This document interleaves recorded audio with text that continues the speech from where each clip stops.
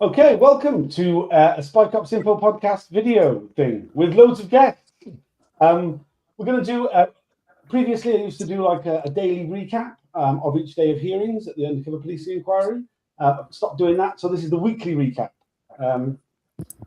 which hopefully will, go some way to fill that nightly spaces gap in your life. So we've just started the first week of tranche 3, phase 2. This week we had 4 witnesses: Joe Batty, who gave evidence on Monday, Monica, who gave evidence on Tuesday, Roger Geffen and GRD, who both gave evidence on Wednesday. We're going with all the guests. We're going to chat through what was said and what we make of it. So I'll just get people to introduce themselves, starting with alongside me in person is Donald Driscoll from the Undercover Research Group. And do you want to introduce yourselves, Emily? Yeah, I'm Emily, core participant, and currently Campaign Against Arms Trades media coordinator. And Emily will be giving evidence in a few weeks' time. Is that right? That's right. Yeah, at the end of March. Great, Roger. Yes, Roger Geffen, as you said, I gave evidence on Wednesday morning. Kate? Kate Wilson from Police Spies Out of Lives and the campaign opposing police surveillance. And co-participant. Also a co-participant. I did author of Disclosure, available in all good bookshops and some bad ones as well. Thank you, Tom. Carolyn? I'm Carolyn. I was part of Reclaim the Streets and the November 11 Link Road campaign, which we heard about this week, and in various anti-roads campaigns and Earth First, and I'm a co-participant. And Jay? I'm Jay Jordan. I'm a CP, and like Carolyn, Earth First, Reclaim Streets, but then Climate Camp and Clown Army. Those all have had spies in them. And we should say that Emily, Roger, Jay, Carolyn and myself are all part of the Reclaim the Streets group of core participants who produced that witness statement, which was introduced at the start of Roger's evidence, and a lot of which is going to be coming up in the next, when Boyling gives evidence next week. Yes. Yeah, so next week we've got Jim Boyling, the undercover police officer HN14, who used the cover name Jim Sutton, infiltrating animal rights groups before getting into Hunsab groups before getting into Reclaim the Streets and other environmental organizations. He'll be giving evidence over 4 days, Monday to Thursday. If you're able to attend, please do. 3 of the witnesses this week were relating to his deployment, but the week started with Joe Batty, who was spied on by the undercover police officer Carlo Soracchi, who used the cover name Carlo Neri, particularly with his involvement in No Platform, the anti-fascist group. The evidence on Monday, the question on Monday kind of started off going through the activities of No Platform. Joe Batty described them as more of a rolling mall than a membership organization, which for a rugby fan as myself was a great line.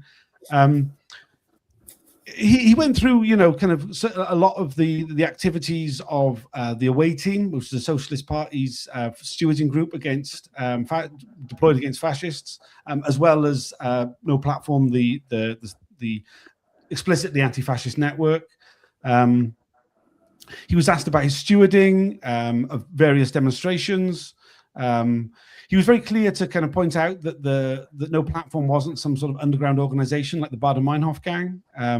That as an organization they never targeted right-wingers in their homes, which was once again, like as we've seen throughout, like the questioning at the inquiry, there was a lot of obsession with violence and like the level to which organizations use violence. Did the rest of you follow Joe Batty's evidence?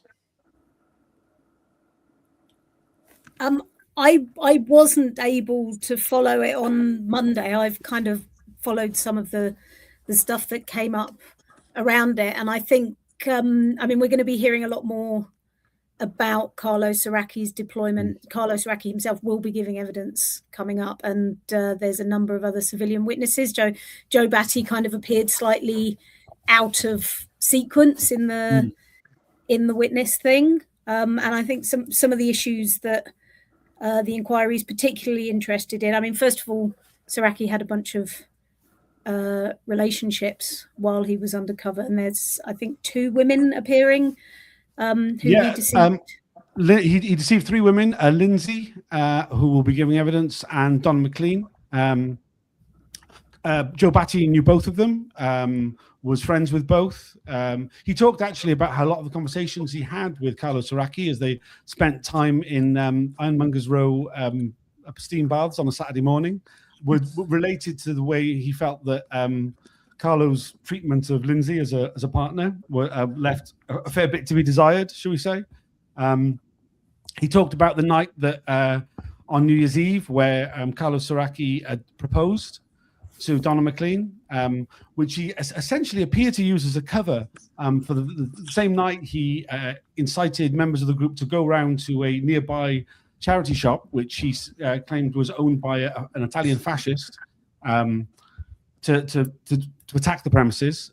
Nobody did actually attack the premises, though Joe Batty was quite candid. He said he went out there and drunkenly banged on the windows, which made everybody decide that throwing a brick through the window was a bad idea. That was something which had been floated in the air, allegedly. And it was this night, we've heard about it already a few times from some of the previous witnesses, particularly Dan Gilman, who gave evidence during phase 1 of tranche 3 about, what this incitement by Soracchi. And I think that questioning is going to, around that particular evening and this particular piece of agent provocateur activity, is going to be a real central point of what he's questioned about. Does somebody want to comment on that particular bit? Yeah, it's worth seeing Joe Batty's evidence and, like to say, previous ones in phase 1, such as Dan Gilman. There's a whole series of undercovers from Pete Francis who were basically targeting anti-fascists. And Joe Batty, like a lot of the ones who gave statements in the previous one, were talking about just how much violence there was from the right wing, and basically the police weren't interested in that. And they were very much saw themselves as, we're here to defend our communities and our people. I mean, he did contrast very well, I thought, the levels of repressive policing that anti-fascists got for, say, opposing the Red, White and Blue Festival in 2007 in Welshpool, and how the policing of that compared to what the far right was up to at the time, which nail bombings, like conspiracy to murder, some very, very serious violence coming out of the far right, and an obsession by the police against anti-fascists.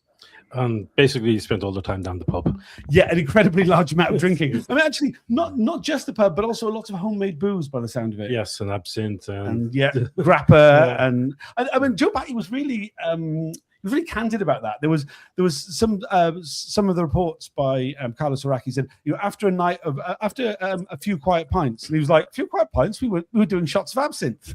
It was very, very, And I think this is going to come out a lot more in the reporting in this phase. The next stuff is just how much their reporting was. We've gone to the pub. This is what we can remember. The facts are slightly skewed, but take them as written. Have a reliable source at the top of every report, and don't say that we just got 20 quid expenses for a piss up.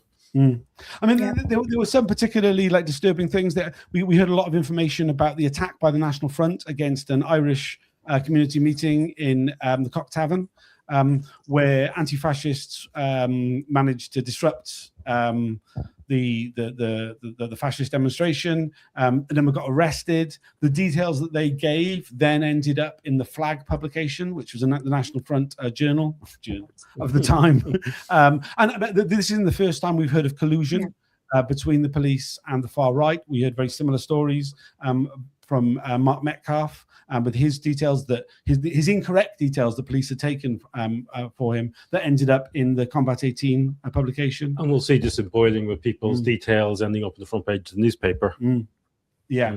I think that it's that sort of that communication between the police and the media, which, you know, planting stories, which we've heard a fair bit about already, but there's a lot more to come from that sort of thing.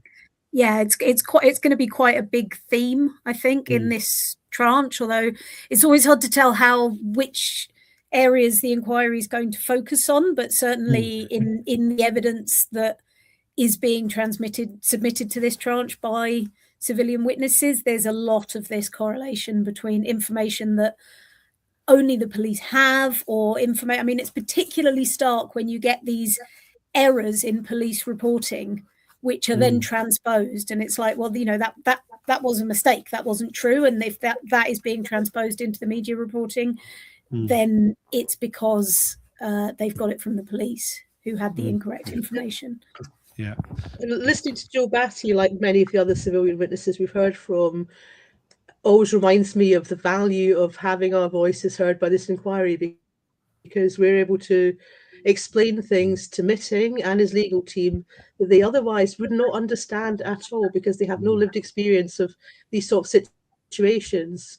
So, for example, I think Joe Batty was talking about how in one of the spy cops reports there was an allegation about them basically going off chasing after fascists at the end of a demo, and he had to explain, look, we were there as stewards. Everybody knows, everyone who goes to demonstrations knows that the end of the demo is the dangerous time. If you're a steward and your job is to keep the demonstrators safe, that's exactly when you're going to be looking after them and staying with the crowd. You're not going to be running off on some wild goose chase. That's, you know, your job is to look after the people at that demo.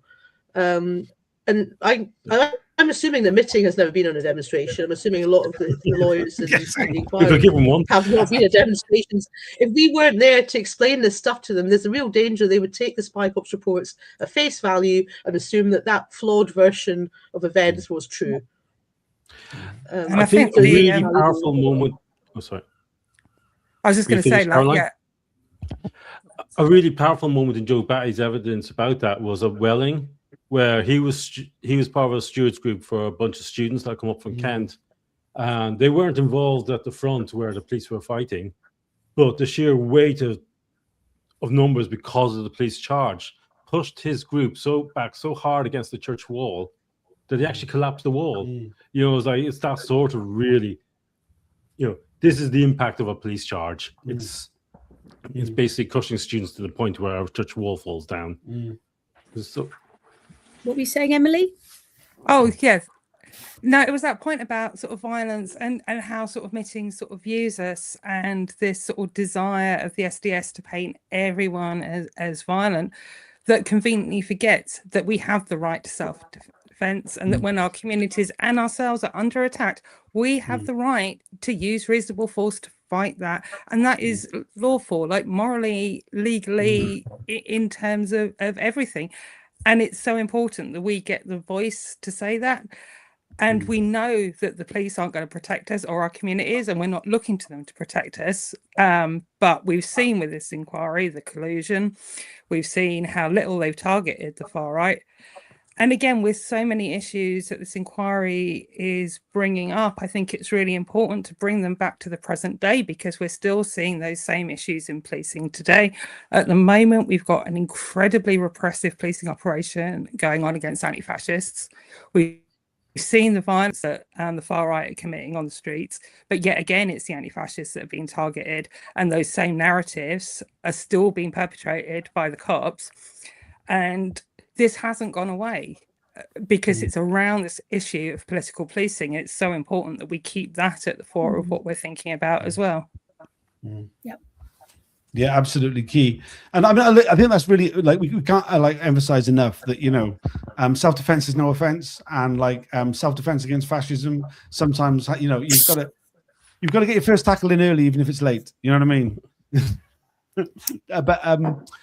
Yeah, we heard a lot of stuff about the foreign travel that Carlo Soracchi got involved in, you know, like managing, once again, like so many of the undercover cops, to get the state to pay for him to go on holiday to Italy, where he had family, on to various events. And it would appear like fabricating people traveling with him, activists traveling with him, which in Joe Batty's case, he said, no, I never went to Geneva with him. despite the fact there's reports saying that he did. Once again, things which the inquiry would believe to be the case, because they don't seem to be checking up on, like referencing evidence for any of the things that are in the reports, taking them at face value. And this is going to. Sorry, just to say that the Genoa thing particularly is going to be important, because there's Soracchi went to Genoa, and he was actually there.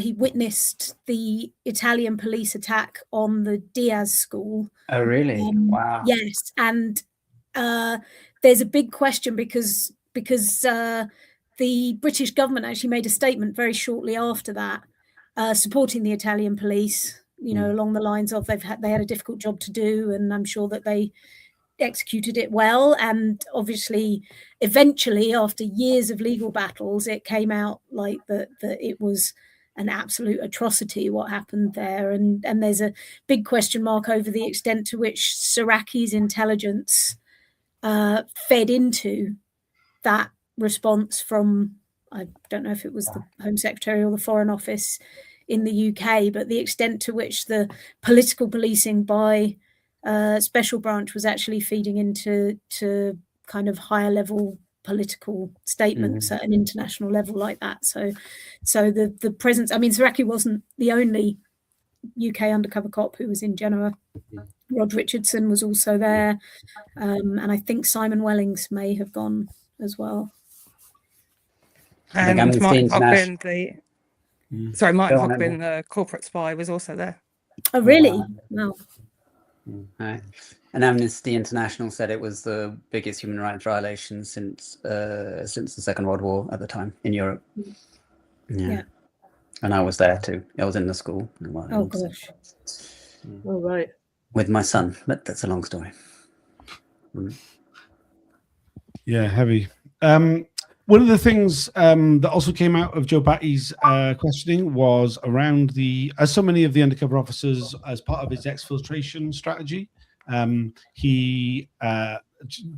Soracchi fabricated a story of something essentially to kind of get people to confide in people, something that he told them to be secret about, so that when he left, when people asked what happened to him, he was like, oh, there's problems. He had problems. He claimed that on news of his mother's death, which apparently has turned out to be true, his mother actually did die at this juncture, that his sister confided in him that she had been sexually abused by their father. A really significant and incredibly horrific thing, if true, which obviously isn't true. Something which Joe Batty spent many hours counselling the man he believed to be his friend about. It appears to have just been part of this use of trauma, this use of horrific and emotionally damaging things in order to act as a cover for his exfiltration. A really disturbing detail. I mean, we've heard a lot of these kind of these bullshit stories that have come from the undercover cops of a traumatic experience which they've used as part of their exfiltration. I think this is probably the worst one I've heard so far. I mean, I used to say this is the worst one, but you can't say that anymore, because I'm sure the next one we hear will be worse. Do you know what I mean? It's so disturbing. Each time they've got to up it just that one notch more of vileness. Yeah, and you can imagine the cops themselves, kind of behind the scenes, talking about it and going, "Oh well, I've told them this. Oh well, I mean, it's so incredibly gross." I think Joe Batty was a really good witness. I think because he's a freeman of the City of London, he was a very successful homeless outreach worker for many years. He got a lot of respect from the chair. I'm not sure I've seen John Mitting be so enamoured with a witness for quite some time. He was very, very attentive to things Joe Batty had to say. I think partly because Joe had worked in that area where he crossed over with the police quite a bit. Yes. He talked about MAPA meetings and stuff, safeguarding, so somebody who was working in the system with a genuine reason for being there. It wasn't just hey, this looks like a nice job, he's out. Came across as somebody who really was there for the people he was looking after on the streets. Yeah, no, absolutely. And I mean, it also helped that Joe is an incredibly articulate I mean, he did say in the pub afterwards, I did think of apologizing for being so verbose, but I thought everybody take the mick out of me afterwards if I did. But I mean, he was, with it. There was a lot of very long words, which Mitzi appreciated in his answers. Does anybody else have anything to add about Monday's evidence with Joe Batty? So Tuesday, we heard from Monica. Monica, not her real name, was a Reclaim the Streets activist who was targeted into an intimate relationship by the undercover officer Jim Boyling.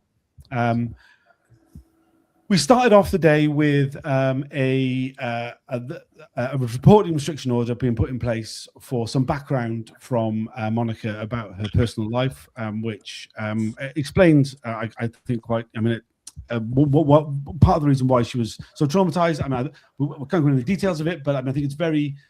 It needs to be stressed the way in which the undercover officer targeted somebody who was vulnerable in a certain way and played on those vulnerabilities in order to manipulate.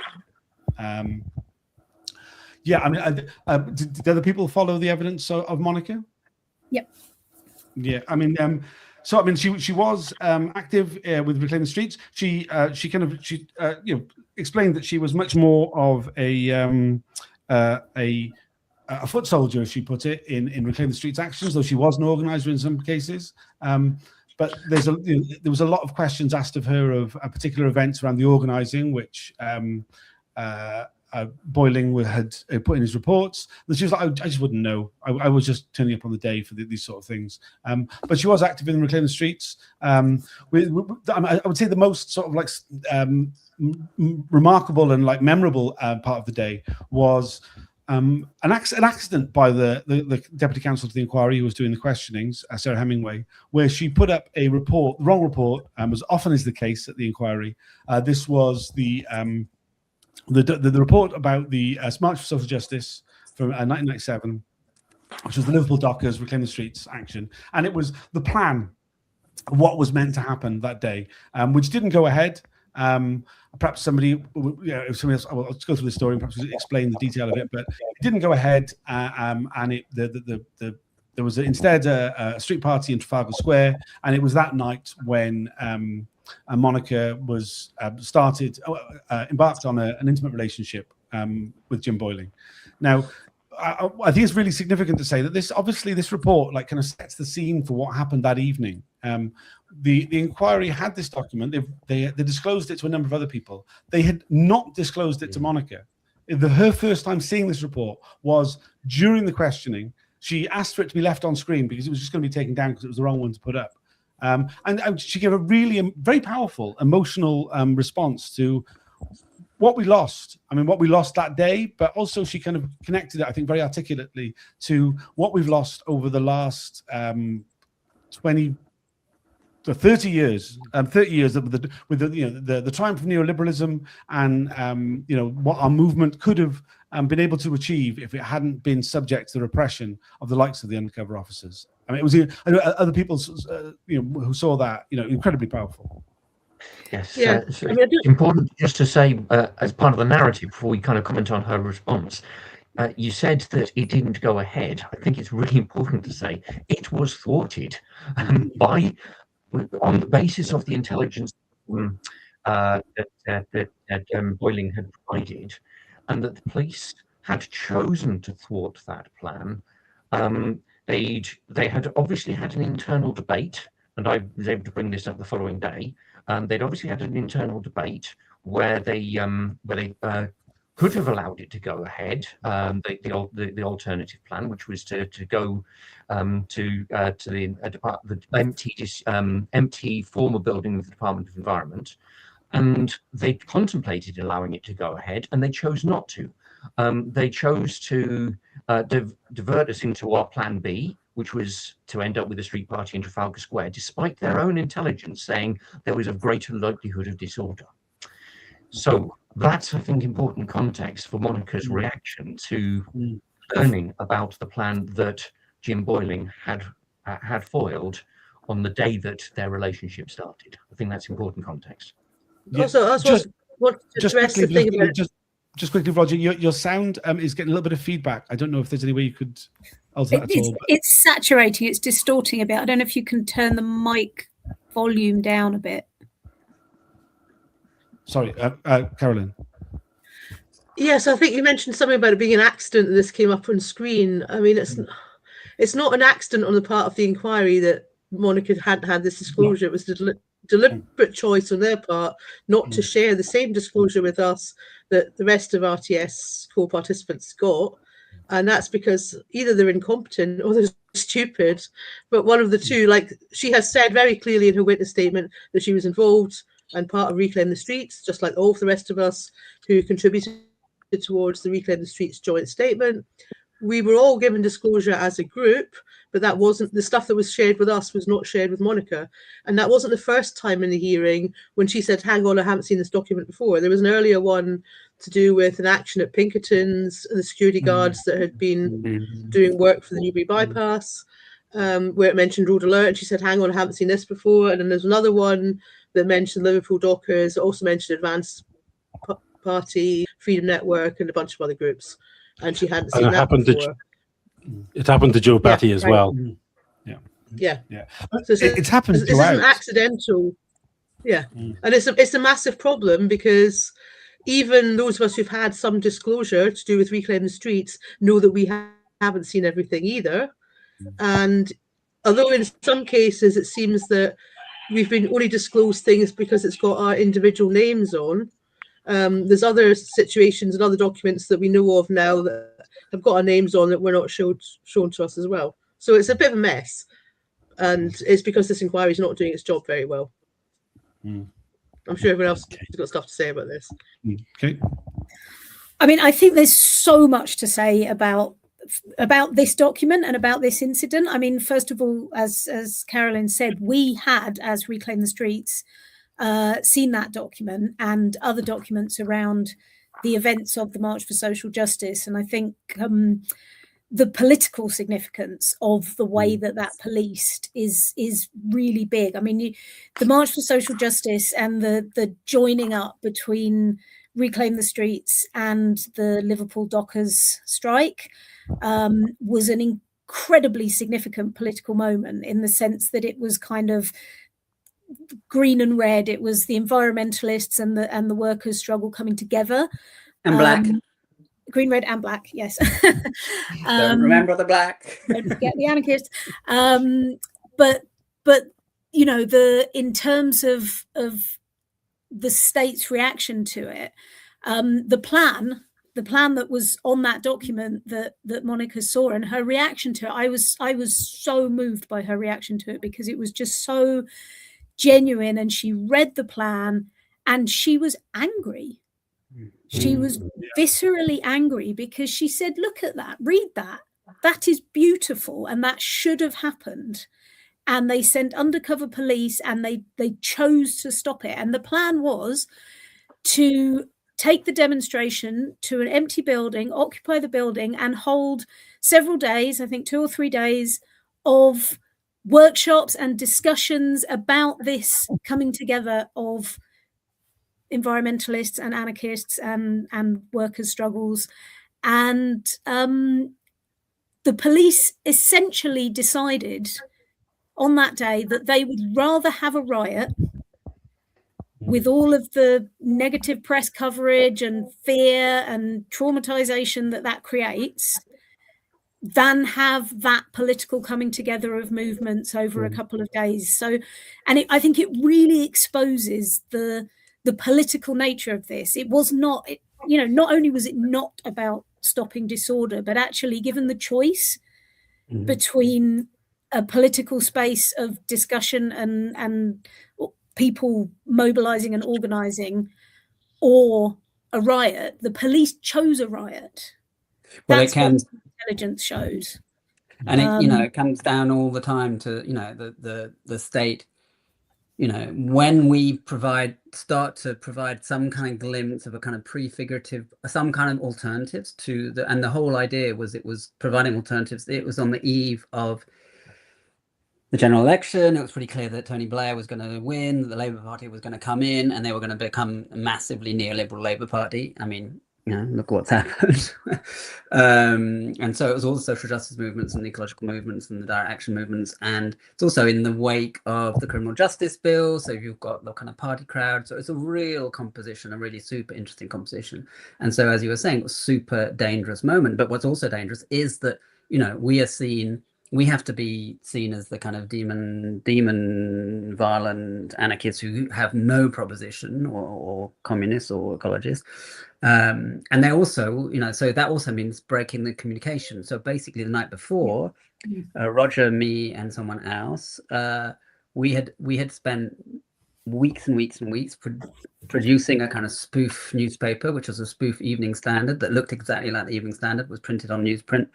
And we did, I think, 20,000 copies. And the front page said general election cancelled. And then all the inside was basically some of the content of what would have been discussed and debated and shown in what I think we were going to call the real Department of Environment, which was the squatted building.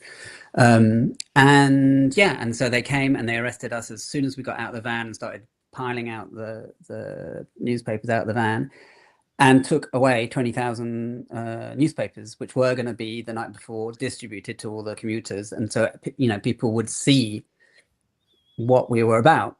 And of course, they never saw that. I mean, we did, luckily, I had 3 left in my bag, and we also had a copy, obviously, and somehow magically someone just handed me in the squat that night, another building we squatted handed me a bunch of cash and said, do it again. So we did republish it, but it was too late by that time. And so, and interestingly, Boyling hired the sound system van when Monica came into the space at Trafalgar Square, which we mustn't forget is the home ground for the Metropolitan Police. They've been basically creating riots and in that space since the middle of the 19th century. They know it like the back of their hand. That's why no one should ever do anything there.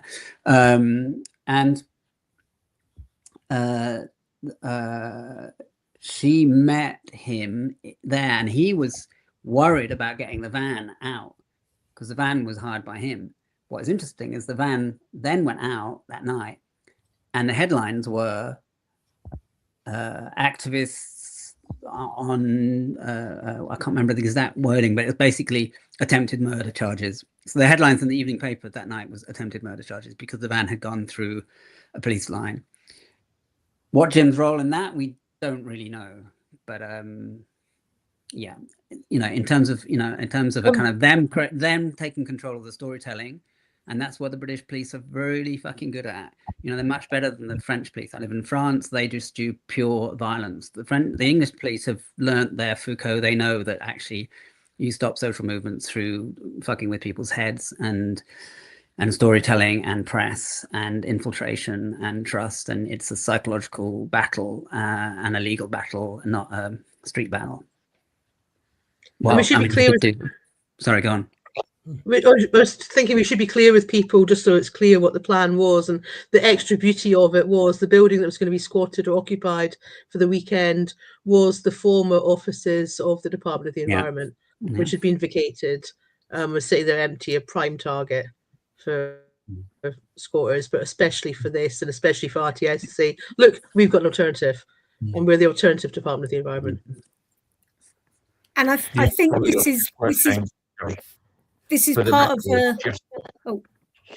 I'll go. Can I just, for the record, Jay talked about Jay, myself, and another person. It came across as if we'd been the people who worked for weeks on the paper. I hadn't. It was the 3 of us who were then arrested at the point when we were about to start distributing that paper, just to kind of clarify what may have come across unclearly. And we should, and it's also worth saying, perhaps at this point, that we were subsequently able to claim wrongful arrest compensation of about £6,000 each, because they knew perfectly well that we were not about to incite a fray or whatever it was that was charged. They were just doing it in order to nick this piece of glorious agitprop that Jay and others had created. We were actually bailed to return the following day in other words, on the day that the March for Social Justice actually took place. They said that they were going to interview the three of us.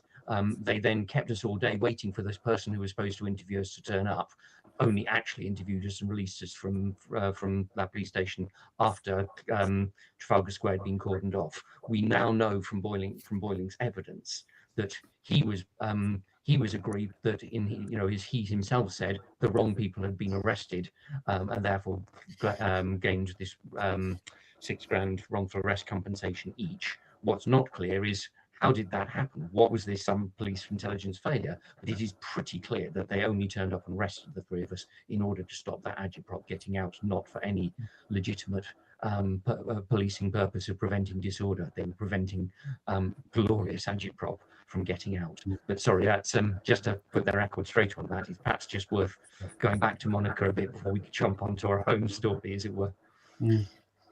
Yeah, I mean, what I was going to say was that I think there's these kind of themes of that are going to start coming out in this tranche of protecting the government from embarrassment, protecting corporate interests. I mean, we've heard quite a bit of that around the McLibel stuff, but they become much more significant in this tranche as the obvious kind of driving motivations behind what the SDS and the political police are doing. But kind of going back to Monica's evidence and the I mean, it was this kind of incredible mix of, on the one hand, these sort of insights into what was happening politically. And I mean, I've said this before, but for me, it was really powerful because it was the first day of evidence in this inquiry about groups and events that I was actually involved in. So having been following all this for what it's been going for over 10 Decades. years now. Like to finally start hearing evidence about stuff that I kind of lived in the flesh was really quite moving. But also on the other side of it was this, like, as Tom mentioned before, Monica was a very vulnerable person, and just this personal story about Jim Boyling. And I have to say that, you know, among a fairly large collective of individuals in a extremely toxic, misogynist and unpleasant culture that was the STS, Jim Boyling stands out as a particularly nasty and particularly misogynist character. And there is evidence to come from other women that he deceived into relationships, and it really goes deeply into the area of coercive control and abuse.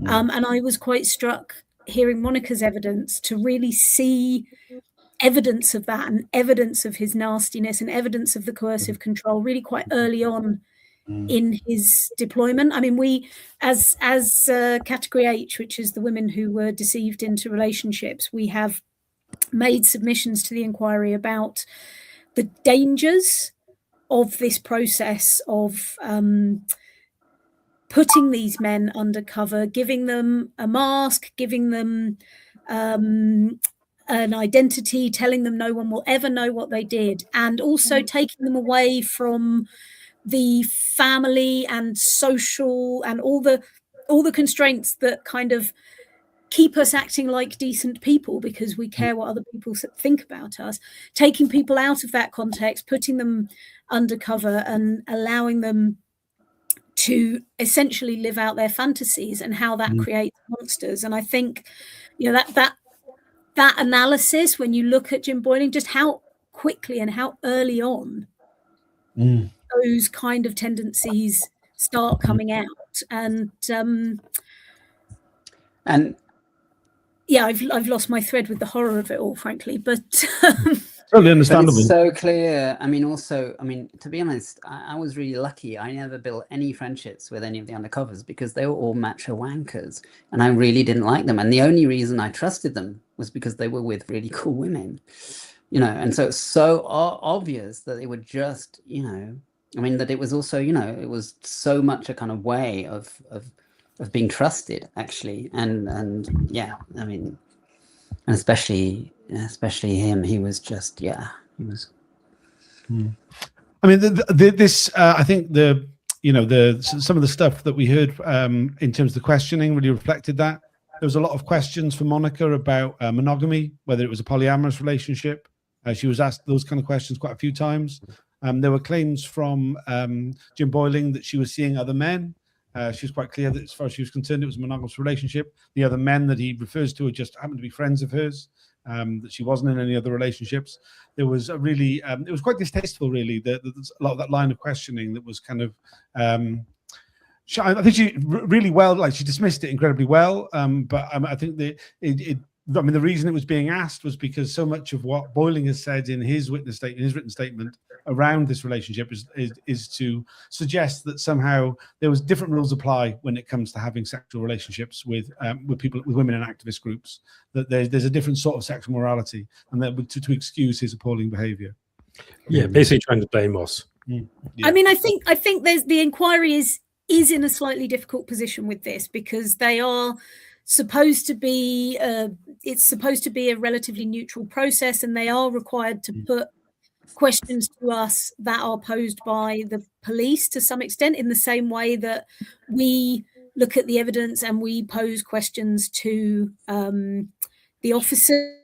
And CTI is to some extent required to, you know, feed those questions into the evidence hearings. And I think there's a very, very difficult line here around the way that sexual abusers defend their behavior.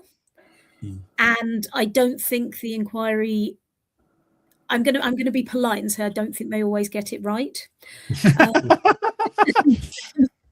And you know, and I think there's a lack of sensitivity in this process to what are actually quite well understood patterns of abusive behavior and the ways that abusers re-victimize and blame the victims of that kind of sexual and emotional abuse. And I think that part of the problem here is that we've got a lot of very overworked lawyers, and we've got an old retired judge, and what we don't have is a panel of experts who really understand the complex issues that are being addressed here. And I think some of the insensitive questioning that you see in the hearings is an example of that. I think that there's an awful lot more going on. I know that there is an awful lot more going on behind the scenes in terms of how the women who were deceived and abused in these relationships are treated. That goes even further into just really just enabling the men who abused them to continue to question and undermine them in really subtle and not so subtle ways. I think it's not just this inquiry that's a problem. It's, you know, lots of different judicial processes still haven't caught up with the way that abusive men use the legal system and these processes to continue perpetuating that sort of abuse on the women that have managed to get away from them. And you see it in family courts and other sort of courts as well. So that's the background for, you know, all of these lawyers and judges that run public inquiries as well. It's like, unless they've had some specialist training or some specialist background, and I'm pretty sure Mitting doesn't have a background in, you know, domestic violence, for example, or coercive control. It's not something he's ever had to deal with. It's no surprise. Well, exception of dealing with MI5. Yeah, quite. Yeah, I mean, and Boyling also, let's not forget, it's like, it's totally a Metropolitan Police officer, and the police are well known to have higher than average involvement in abusing the women that they have relationships with. Like, not just the spy cops, but just normal police officers are really well known as domestic abusers. It was raised actually by the Deputy Counsel of the Inquiry, Sarah Hemingway, in the questioning. It was put to Monica that Boyling had said that it would have been incredibly difficult. It would be impossible for him to do his job, to infiltrate the group without being in a sexual relationship with somebody.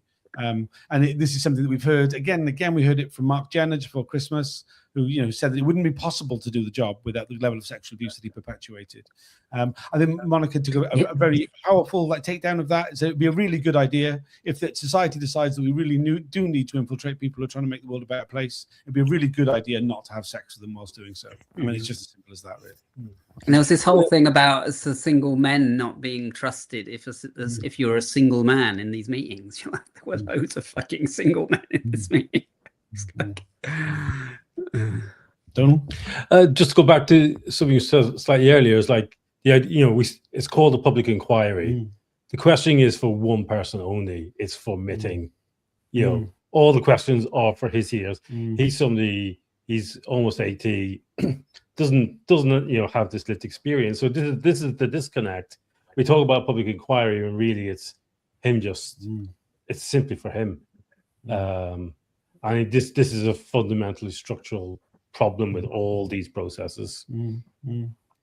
I mean, just to continue on that thing of what Jim Boyling says about the relationship with Monica, he claims it was a couple of weeks. It was a casual fling, that he was one of many men that she was sleeping with. She rejects that outright. It was at least 6 months, as far as she was concerned. It was a monogamous relationship. It was very serious. He claims that he was. She says that he was mirroring her. He claims it was mutual attraction, and I think she really powerfully kind of said, "How could it be mutual attraction? He was not who he said he was. There's no way you can't call it that." She thought it was at the time, because he presented to be somebody completely different to who he was. But the reality of the mutual attraction was just not possible. It's not possible. And it's been such a key part of the defense of these undercover officers that there was there was something mutual about these relationships. Of course, they couldn't. Genuine feelings is a term that they use a lot. I think in terms of what you've said about the need, the impossibility of having these operations without having the relationships, that there's a very, very big question that is coming up over and over again in these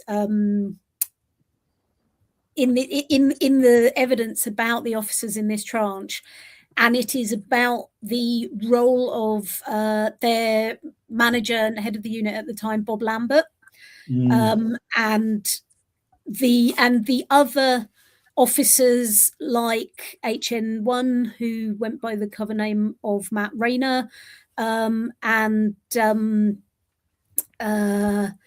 Andy Coles, who wrote the tradecraft manual, which actually suggests that officers sleep with women if they need to, and I think it's really important to remember this, that just the way that the evidence that we've seen over the past tranches of how the rot sets in, because you get these officers who have horrifically misbehaved, and instead of being caught, instead of being disciplined, instead of being sacked for the abuses, they are commended and they are promoted and they are put into positions where they train and they mentor and they manage the officers that come after them.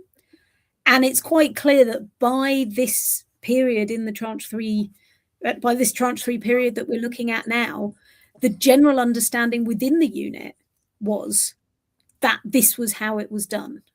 And I mean, one of the big questions for me, by the time we're talking about now, the SDS is operating, but the MPOIU has also been set up in 1998, and you have this crossover between the units, and these attitudes and this tradecraft bleeds over into the new unit, which is supposed to be governed by the Regulation of Investigatory Powers Act and the Human Rights Act and proper training mechanisms, and somehow there is this process by which all that rot is transmitted into the MPOIU, and we're not going to hear about that for a while. but it is the next tranche coming up of the inquiry. And I think there's a lot of things popping up in the evidence that we're seeing now that I think will be feeding into the next tranche of the inquiry with a new chair and a new police unit, but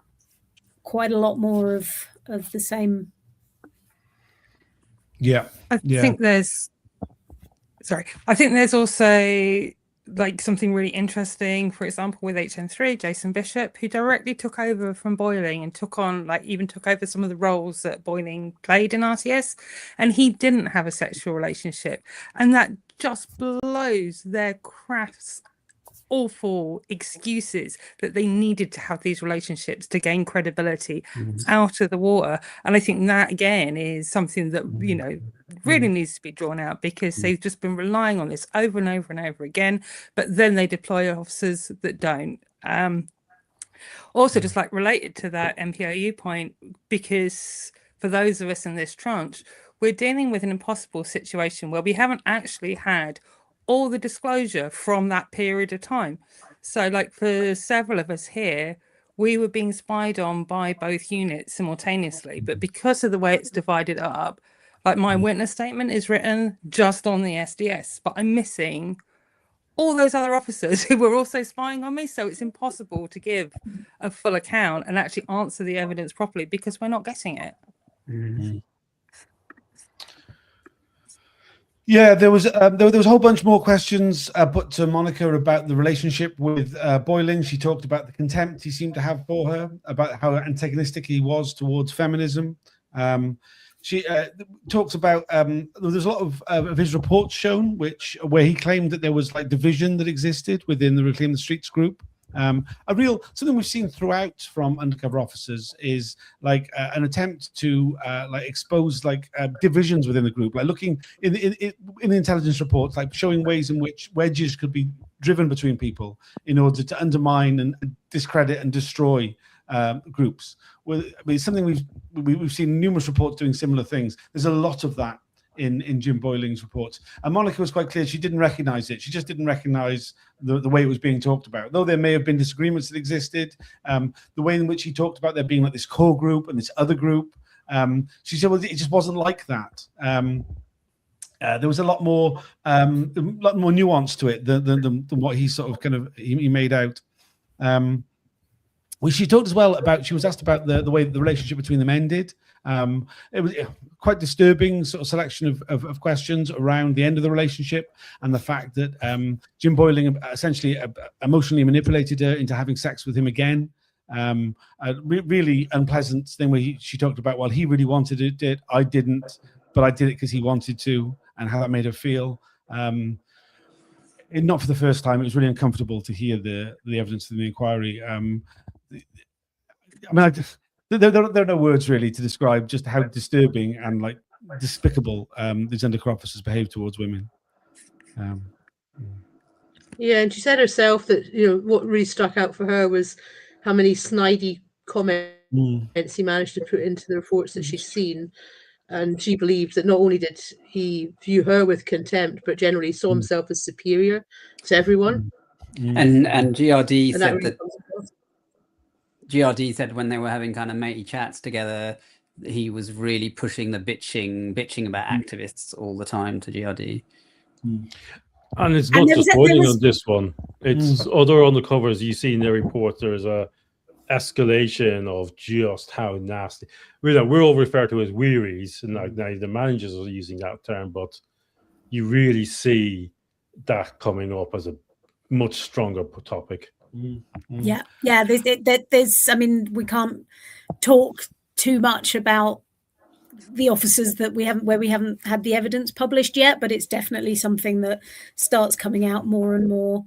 The other thing that I remember from Monica's evidence was there was this like quite a lot of questioning about Jim's nicknames and the fact that he was known quite widely in the movement as Grumpy Jim, and like generally didn't, that was kind of the persona that he had, and it kind of, you get the sense that in a kind of larger social group that would kind of be absorbed. But then when you got into the sort of closer personal relationships that he had with Monica and the other women, that kind of nastiness became a little bit sharper and more directed. And yeah, I mean, I found it all very unpleasant. I mean, I knew Jim, and I don't kind of have those memories of him particularly, but listening to the evidence, it's like, oh, that's just really nasty. And that kind of came across over and over again. There was also, it was interesting to see, so in a lot of the files, there's a lot of reporting on Monica. In fact, so much so that she had her own code name in the police reports, Perpetual Motion, which suggests that there was a surveillance of her that went over and above the usual level of reporting on somebody. We saw that in 1997, a registry file was opened on her. We also saw a report from 2000, a detailed report, a special branch report on her personally, that recommended a registry file be opened on her. She'd already had one for 3 years. Interestingly, by 2000, she said she'd largely withdrawn from activism. So the fact that she had a registry file by that point, there was a special report suggesting a new registry file on her, which makes no sense and just suggests that actually the internal administration within bureaucracy within the SDS was very fallible. It says a lot. There's also a 5-year review of her in 2005, which suggests that she continued to be monitored despite the fact she was well out of activism by this point. And it really shows the way in which, once kind of like some sort of Godfather thing, you know, once there's a registry file on you, they're spying on you. When you're dead, you're out. But until then, you know, you're fair game. I did actually think in her case, it's not just because she was an activist and they like to keep tabs and hoover up everything, but the continuing surveillance of her for so many years afterwards is because of Jim. I'm sure. And we've seen this in other spy cops. If they felt threatened by the possibility that someone they'd had a relationship with was going to come looking for them, they wanted to keep tabs on that person. And it's like we've seen that with other previous witnesses and many of the other women that we've heard about the stories already. The great lengths they went to keep a track of, you know, where Helen Steele was and what she was up to is quite common knowledge now. And I really believed when I heard this from Monica that it's because Jim's asked for extra surveillance on her, or he's made damn sure that it happened because he wants to be able to go back and read those files and keep a track of what she was up to for himself. Yeah, well, I think if we hear from Rosa, we're going to hear even more about the lengths that he went to keep track of her after they split up. Well, I mean, it should be pointed out, you know, that as you said, Monica was not the only woman who was deceived into a long-term intimate relationship by the undercover officer Jim Boyling. We were originally scheduled to hear from Rosa on Thursday. She withdraws from giving evidence on Thursday. We hope that she'll be back in June to give evidence. She was deceived into a much longer relationship by Jim Boyling, which resulted in the birth of 2 children. The details of which of the coercive control has been referred to by Kate earlier, but I mean, it is harrowing. I really hope people get to hear that full story, and we won't touch upon it now, but it's significant. There's also Ruth, who was another woman who was deceived into an intimate relationship by Jim Boyling. We heard she was quoted from her statement at the evidence of when Monica was being questioned, where she really took aim at this claim by Jim Boyling that he was at the heart of things. He was a central organizer. He was well connected. She says, no, she was, because he was going out with her. He had access to that network.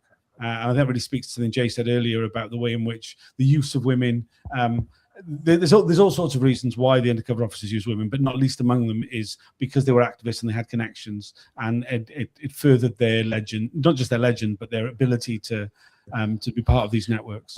But also, once they got that toehold in the thing, then how much, I think it's really strong with Boyling, how much it became a central organizer, creating the very actions that he was then reporting on. You know, like, I mean, if we go on to talk about Roger and GRD's, I mean, just to finish on Monica before we move on. I mean, is there anything else anybody else like to say about Monica? I think it was an incredibly powerful delivery of evidence by her. I think particularly towards the end, she laid out some of the really sort of like the visceral kind of reaction to the experience of being deceived and being used in this way, about how these undercover officers use women like dogs, that they kind of the treatment of them, the contempt. She wondered how the kind of way that he talked to his handler about her, about the women in general, about, you know, as Kate said earlier, you know, the depth of the misogyny, the depth of the hatred to women. Yeah, I mean, I think I really recommend it. It was only an audio recording. You can't see the video, for obvious reasons. Monica has anonymity, but the audio is there. I mean, it's a very emotional testimony. I really recommend it if anybody wants to know more detail. Does anybody else want to add anything? I think it was just a very powerful bit she said just before that at the end, when she talked about how, you know, Extinction Rebellion, for example, happened quite recently. She didn't get involved in it at all, like, because of everything that happened with Reclaim the Streets and with finding out about Jim Boyling and how he deceived her.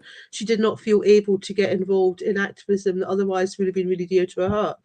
And that, I think she described it as a collective violation. It was something that was an abusive situation that was carried out by the people in charge, the people with the power, collectively, against us collectively.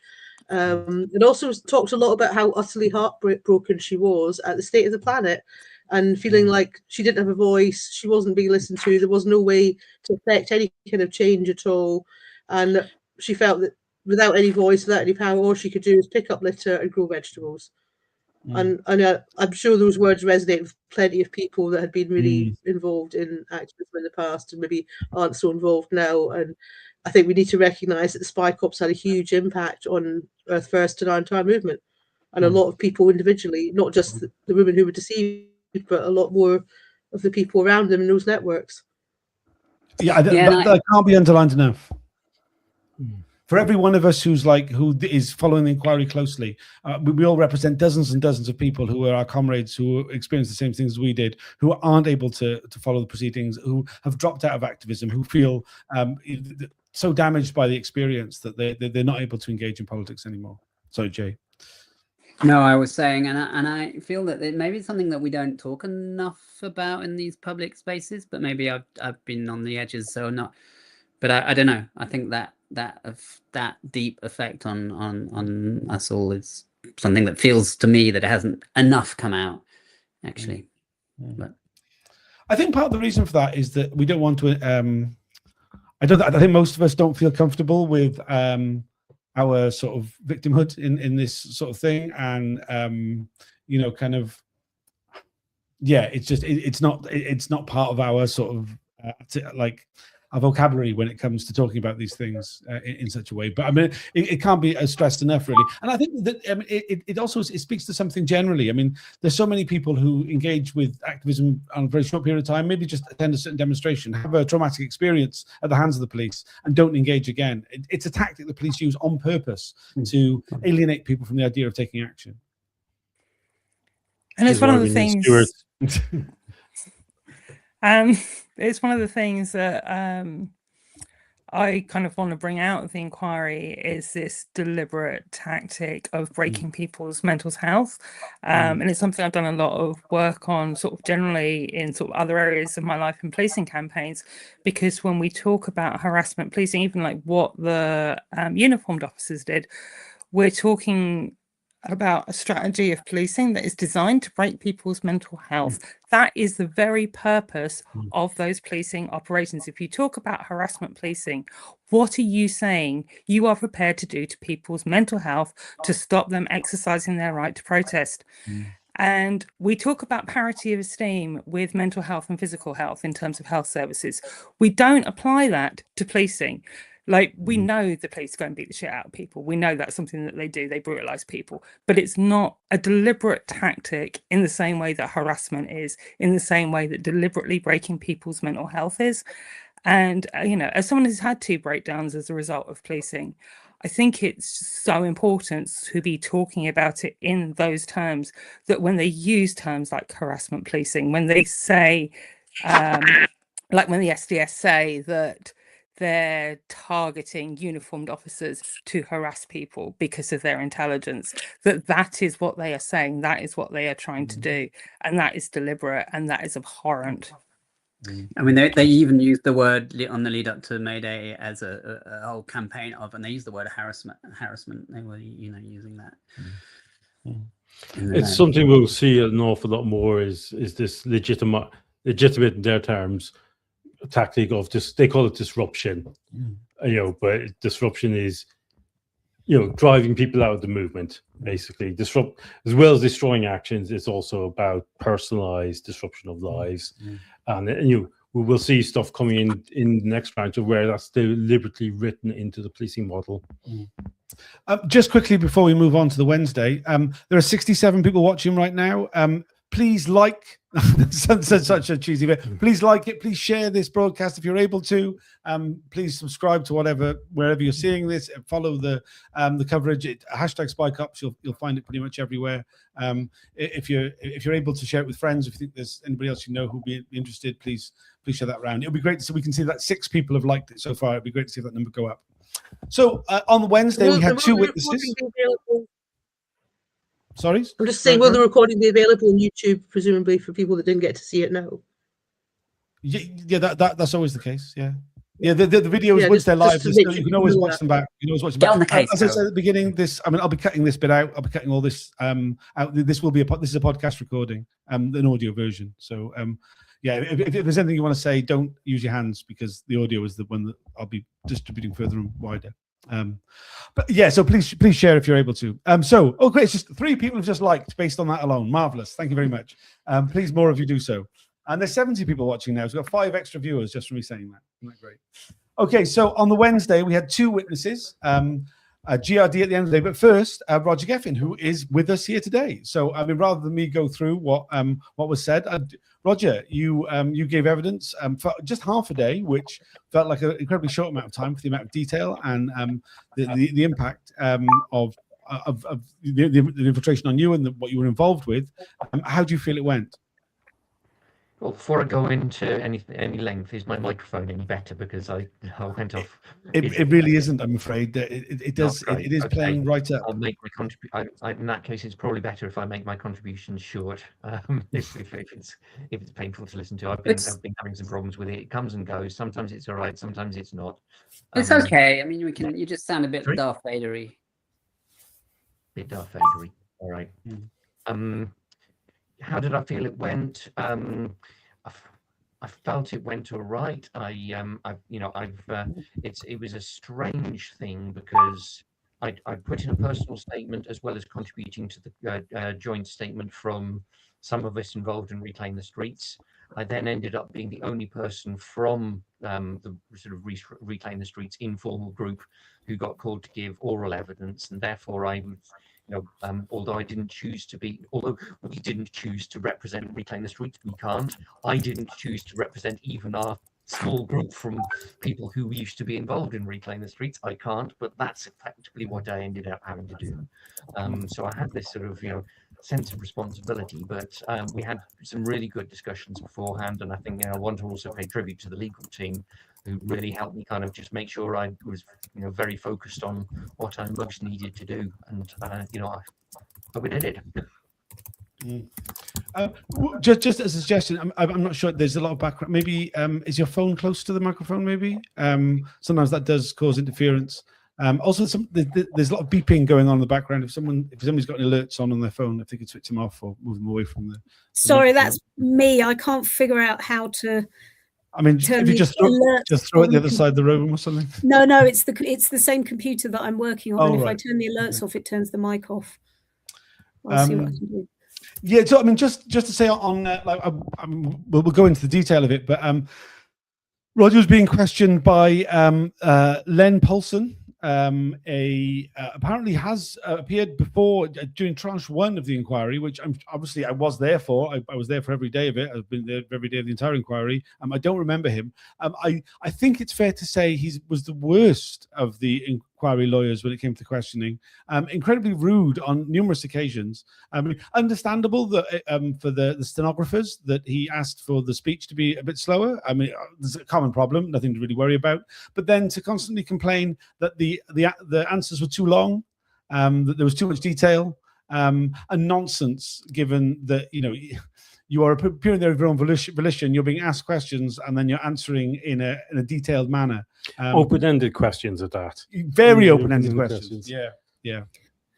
I mean, I do remember him. He questioned the Menson family, and I remember thinking, this is a new barrister. I've not seen him, and asking who he was, and actually thinking he was rather good. And I think we have seen this before. We saw this with the questioning of Lois Austin.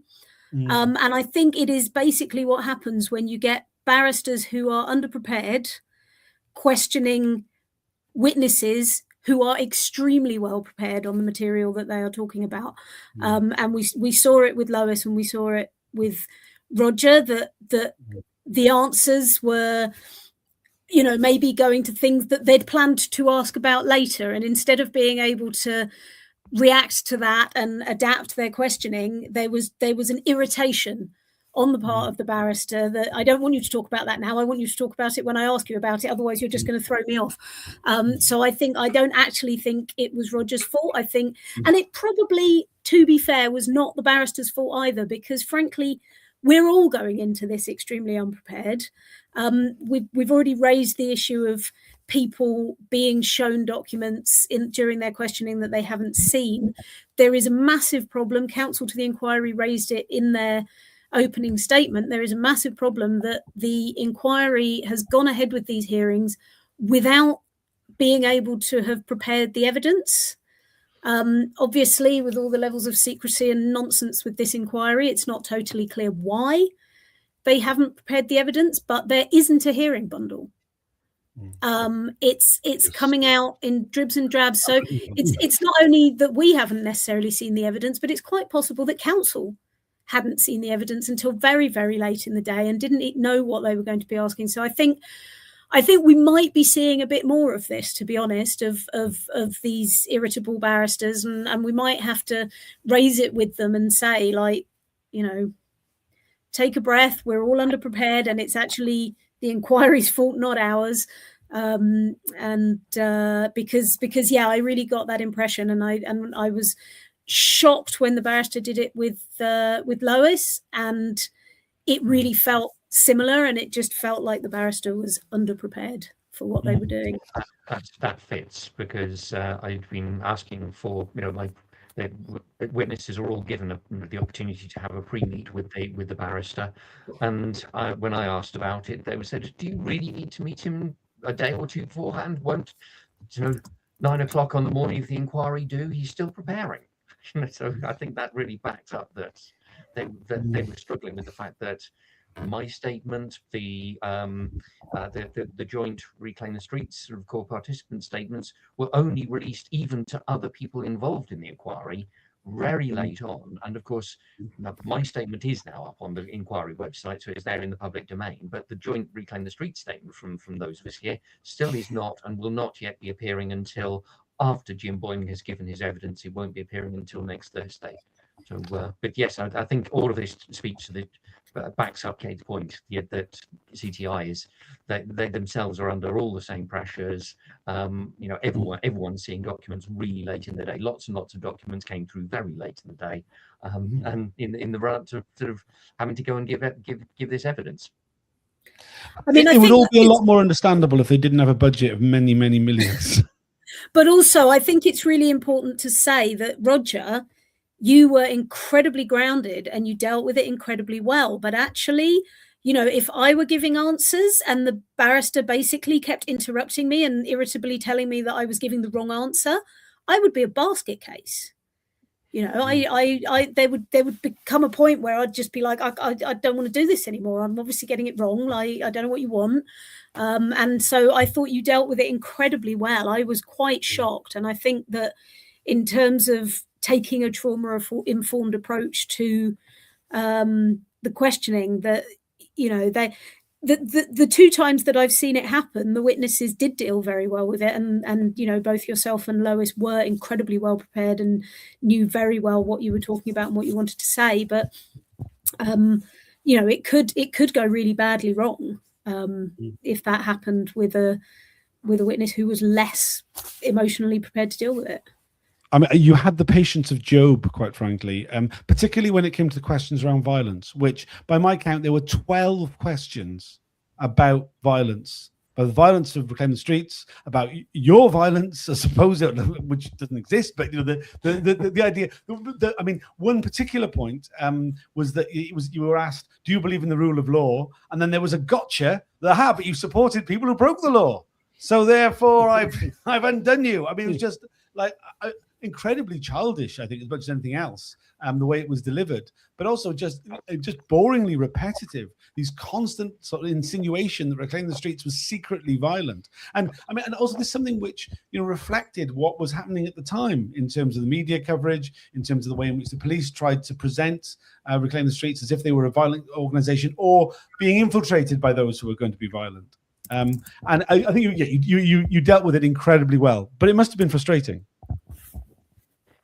Yes, I mean, I expected that, obviously. I think when I go back to say what did I feel was the main thing I wanted to get over was the point that we touched on earlier, that the policing, you know, the ostensible reason, the stated reason for it was to prevent disorder, and yet the only disorder that ever took place in Reclaim the Streets was either initiated by the police at the end of the first two street parties at Camden and Islington in 1995, or was the police using the intelligence they gained from Boyling from 1995 onwards to create situations where disorder was more likely, not less. And we've already kind of touched on that in the case of the March for Social Justice, where they prevented us from having our workshop, 2-day weekend session of workshops and, you know, alternative Department of the Environment in the old ex-Department of Environment building.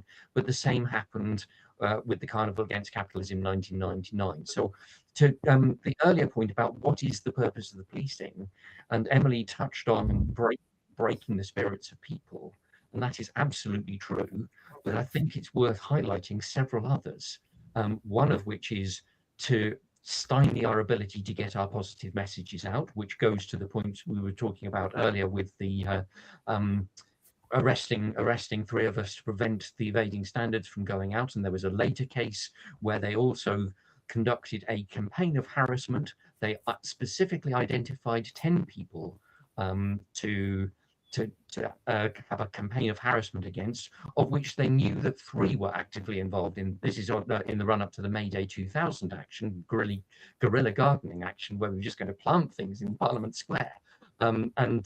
They conducted a campaign of harassment against 3 people who were involved and 7 who weren't, deliberately as it were, to avoid any kind of giving away of what they actually knew, to make it look like it was more random. So they were doing the psychological thing, undermining good PR, demonizing us as if we were violent, spreading propaganda to make out that we were violent, which obviously has the sort of self-fulfilling effect of making it less likely that people who don't want to be involved in any kind of disorder or violence, they are less likely to show up. People who actually quite attracted to the idea of a ruck are more likely to show up, so it becomes self-fulfilling. And we work really hard to disperse all that throughout the Reclaim the Streets' history. You know, there was obviously a spectrum of opinions about how you approach, you know, how there's a spectrum of opinion on non-violence and, you know, complete pacifism, as in turn the other cheek, to acceptance of you know, defense, as Emily was talking about earlier, and people talked about that. But I was able to say with complete confidence, despite having largely dropped out of Reclaim the Streets from, you know, 1997 onwards, that, you know, even from knowing the people who were still going to the meetings, no proposal that would have involved planning for disorder or violence would have ever got through Reclaim the Streets' consensus decision-making process. In that sense, I could be very confident that, any attempt to say, that there were some news stories about how Reclaim the Streets was stockpiling. What were we stockpiling? Arms, CS gas. There were all kinds of things. But yeah, there was a definite. Yeah, CS gas was the one, because I was just like, what would we use CS gas for? And stun guns as well. There were some just absolutely outlandish media stories. I mean, I have to say that I was, having really lived through that period from like the organization of J18 up to essentially the kind of demise of Reclaim the Streets. And I remember that time, and I remember the incredible energy and excitement and the amazing stuff that we did, and then the gradual burnout of individuals, but also of the whole group. And I was really struck, and this is stuff that I think may come out more in the questioning of Bishop, and will certainly is laid out in considerable detail in the Reclaim the Streets witness statement. But by this this kind of sequence of events where, I remember you had, Reclaim the Streets happened, and we were all amazed that it happened, and that I remember being there on the day, and we were trying to get our bit of the crowd. We were supposed to go on the tube, but they shut the tube, so we were walking them through the streets with a A to Z, trying to figure out where we were going, and waving our flags, and going past the Bank of England, which had a full fleet of riot horses in front of it to defend it. And we weren't going to the Bank of England, so we saw the riot police, and we nipped off down another road, and we went off to the Futures Exchange, the Liffey building, and there were no police there. And the whole plan went off. And I remember thinking after that, well, that's 100 people who we just know they're not cops, they're not informants, because there were 100 people knew that plan the day before, and the police didn't know it. And it turns out they did.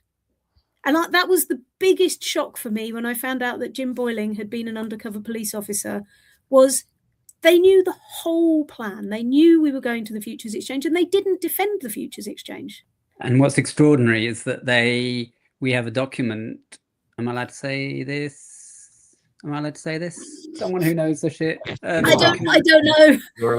I'm going to say it anyway. And if there's a copy, fuck off. I don't care. You can come and get me. No, you can say it to the extent that I talked about it on Wednesday, and I did talk quite a bit about it. So that's fine. So what is really extraordinary is all the documents that list the plans, which start, we planned J18 for a year. And of course, when all the press came out after the £1 million worth of damage done to the financial district, the whole thing was, this group never talks to the police. This is why it went. We had no idea what they were going to do. Upside down. No way of knowing. They said it in Parliament. And yeah, they said it in Parliament. There's a big parliamentary inquiry thing. And so Jim was in the group of 10 that knew everything. And also in all the notes we see and all the reports for the SDS, it says very clearly, even in one that says it comes out, I think 2 weeks before, which lists literally hour by hour exactly what we're going to do. The thing where we use these carnival masks to split the crowd into 4 different ways, which the cops afterwards called the starburst effect, and saying it was the most organized, most well-organized action they'd ever seen in public order things, and so on. And basically lists all this. Says we're going to go to the London International Futures Exchange, and then in big black and white letters on the top goes, "Do not give to city police." So basically, the Met were not giving the information to the city police. Why, we don't know. We mustn't forget that there's been a kind of rivalry between the city and the crown since the Middle Ages. The city wants its kind of medieval autonomy financial autonomy and you know, it's more anarchist than the crown in this weird kind of capitalist way, and they want self-management, and also the Met and the city police. The Met has always wanted to abolish the city police, so we feel we were part of a kind of turf war, that's spelled with a U, and that it kind of the city police. Basically, what happened is the city police wanted to, when we announced the thing, the city police said, we'll do the public order. And if I remember rightly, the Met said, no, you're not going to do public order. You don't do public order. You did a bit of this stop the city stuff in the 80s, but the last time you did a major public order thing was the Gordon riots in the 18th century. So, you know, we'll deal with it. And the city police said, no way. And then they did a double gold. They did double central command thing, which I don't think they've ever done before. And the city police basically didn't know what was happening. What happened. And the Met then said, well, it's the city police's fault. And they changed the law. And from what we know now, it seems like when Occupy happened in 2011, it was the city police that did public order. The Met police that did public order. So yeah, I would just love to see the faces of some of the city police officers and the head of the city police when they find this out, or if they don't know this already, or you know, and yeah, on the mayor of London, you know, the mayor of the city of London, I'd love to, who said we were terrorists on TV the next day. So I think to the earlier point about what are the reasons for the way that we were released, it's worth saying that in addition to all the ones we've talked about earlier, breaking the spirits of people, preventing our agitprop from going out, creating a greater likelihood, not a lesser likelihood of disorder, it also sounds as if one of the other things that was going on was sort of institutional rivalry within sort of the secret state. And I think it's just worth going on from there. I suspect I'm going to go to the same point you're about to take me to, Donal, which is also what was going on between the spy cops and police informants, which I don't know whether that's what you're about to put your hand up for. No, it's different, but it's to do with the public order thing, which is immediately after J18 is what's called Operation Benbow. It's a total rewriting from top to bottom of the entire public order strategy, the Metropolitan Police. That's the one that basically takes the City of London Police out of the picture and gives complete control. And the first test of that, and this is why it's relevant to spy cops, is the Oxford Kettling case. And the Oxford circus in 2001, which we'll hear back from Lois Lane and Carlo Soracchi because of what comes around. But yeah, there's a whole set of total restructuring. And it's interesting, it all comes back to the failure of J18 to control public order, which we now know was based on faulty intelligence, and not once in the Benbow review, because I've got most of the documents for that, did they mention the failure to pass on, or even the acknowledgement that Jim Boyling was at the heart of that disorder. So can I just say that's Lois Austin and not Lois Lane? I think Lois Lane's a character in Grease. I have met Lois Austin's partner. I mean, I wouldn't say he was Superman, but I don't know. He's a nice guy. Nice guy. Just on the informer thing. One of the things we've been doing is to sort of set up questions that we want the inquiry to ask Jim Boyling next week. And of them, we've lots of questions we've been feeding through our own barristers, but one of them is what was his understanding of why his intelligence was not passed on. We know that his own statement contains the comment that he understands there was rivalry between the Metropolitan Police and the City of London Police, and I mentioned that the other day. So go on, expand on that, because whatever Jim Boyling now says next week could be very helpful in helping us to prepare further questions for his management, bearing in mind that Jim Boyling has no love of his former employer by now, because he's the only police officer, the only spy cop who has been disciplined, sacked from the police for his part in it. So setting him up with questions that might help us to then formulate further questions for his management is part of what we're doing here. Yeah, totally. I think that just picking up on that thing about informers. I mean, you did have questions from at the inquiry about the approaches that that the police made towards you to become an informer. Also, talks about the way in which you were followed by police officers in the lead up to that.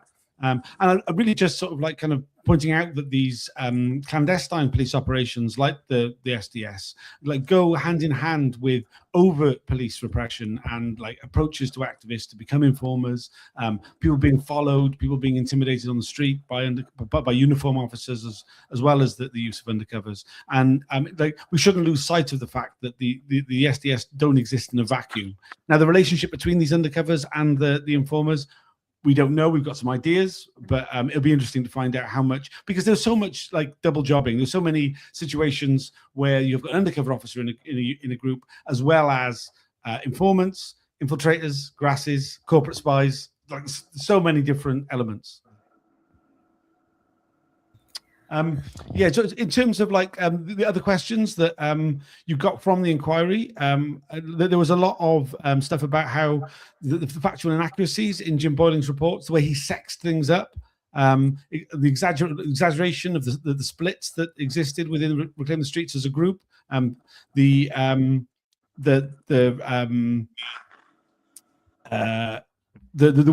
role that Jim Boyling himself took in like setting up so many things, like the use of the cars to block the roads on the June the 18th action, and so much that kind of the Jim Boyling not just was aware of, but was actively involved in organising, and really showing that it's not just that these officers were like right at the heart of things to know what was going on, but actually part of making it happen. Can I just say on that point, because I think, this is comes from GRD's evidence, which happened in the afternoon, but I think it's a really interesting juxtaposition because GRD was not involved in the planning and organisation of June the 18th. He wasn't involved with Reclaim the Streets at the time, but he was recruited by Jim Boyling to drive a car that was one of the 4 cars which were driven to the area by the Futures Exchange and crashed in order to, crashed at slow speed, like basically put across the road in order to close that road so that the carnival could take place. And he basically recounted how Jim came to him with this plan. And Jim bought the cars, Jim told them where to go. But apparently he even set up where GRD was going to spend the night that night. And the phones. Yep, bought phones, put credit on the phones. So there's this real agent provocateur role played by Jim, where he forms this affinity group of 4 people in order to do that part of the action. But that whole section of the action was basically organised and run and led by an undercover cop. So, and it was a fundamentally important part of the day, that the success of getting that massive group of people taking the road outside the Futures Exchange and holding what was, for anybody who was there, one of the best days ever. 100%. Let's say that again. Party. One of the best days ever. That was GRD's take on it. essentially, was he said, right, I had a mission, I got there, I did my mission, and then I went and had a bloody good party. That's what it was. But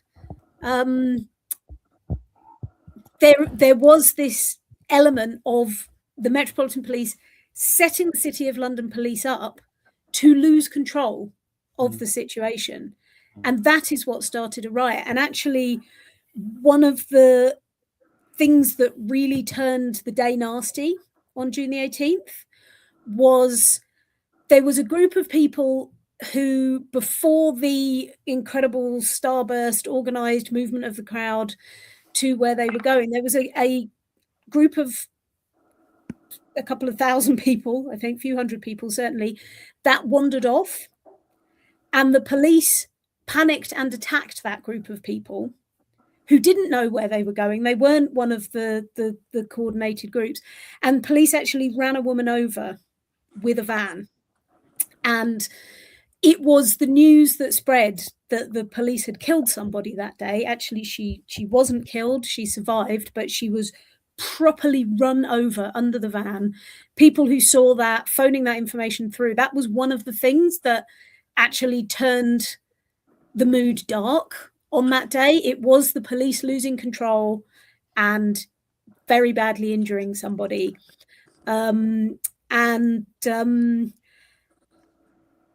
That loss of control by the City of London police was instrumentalized in so many ways after J18.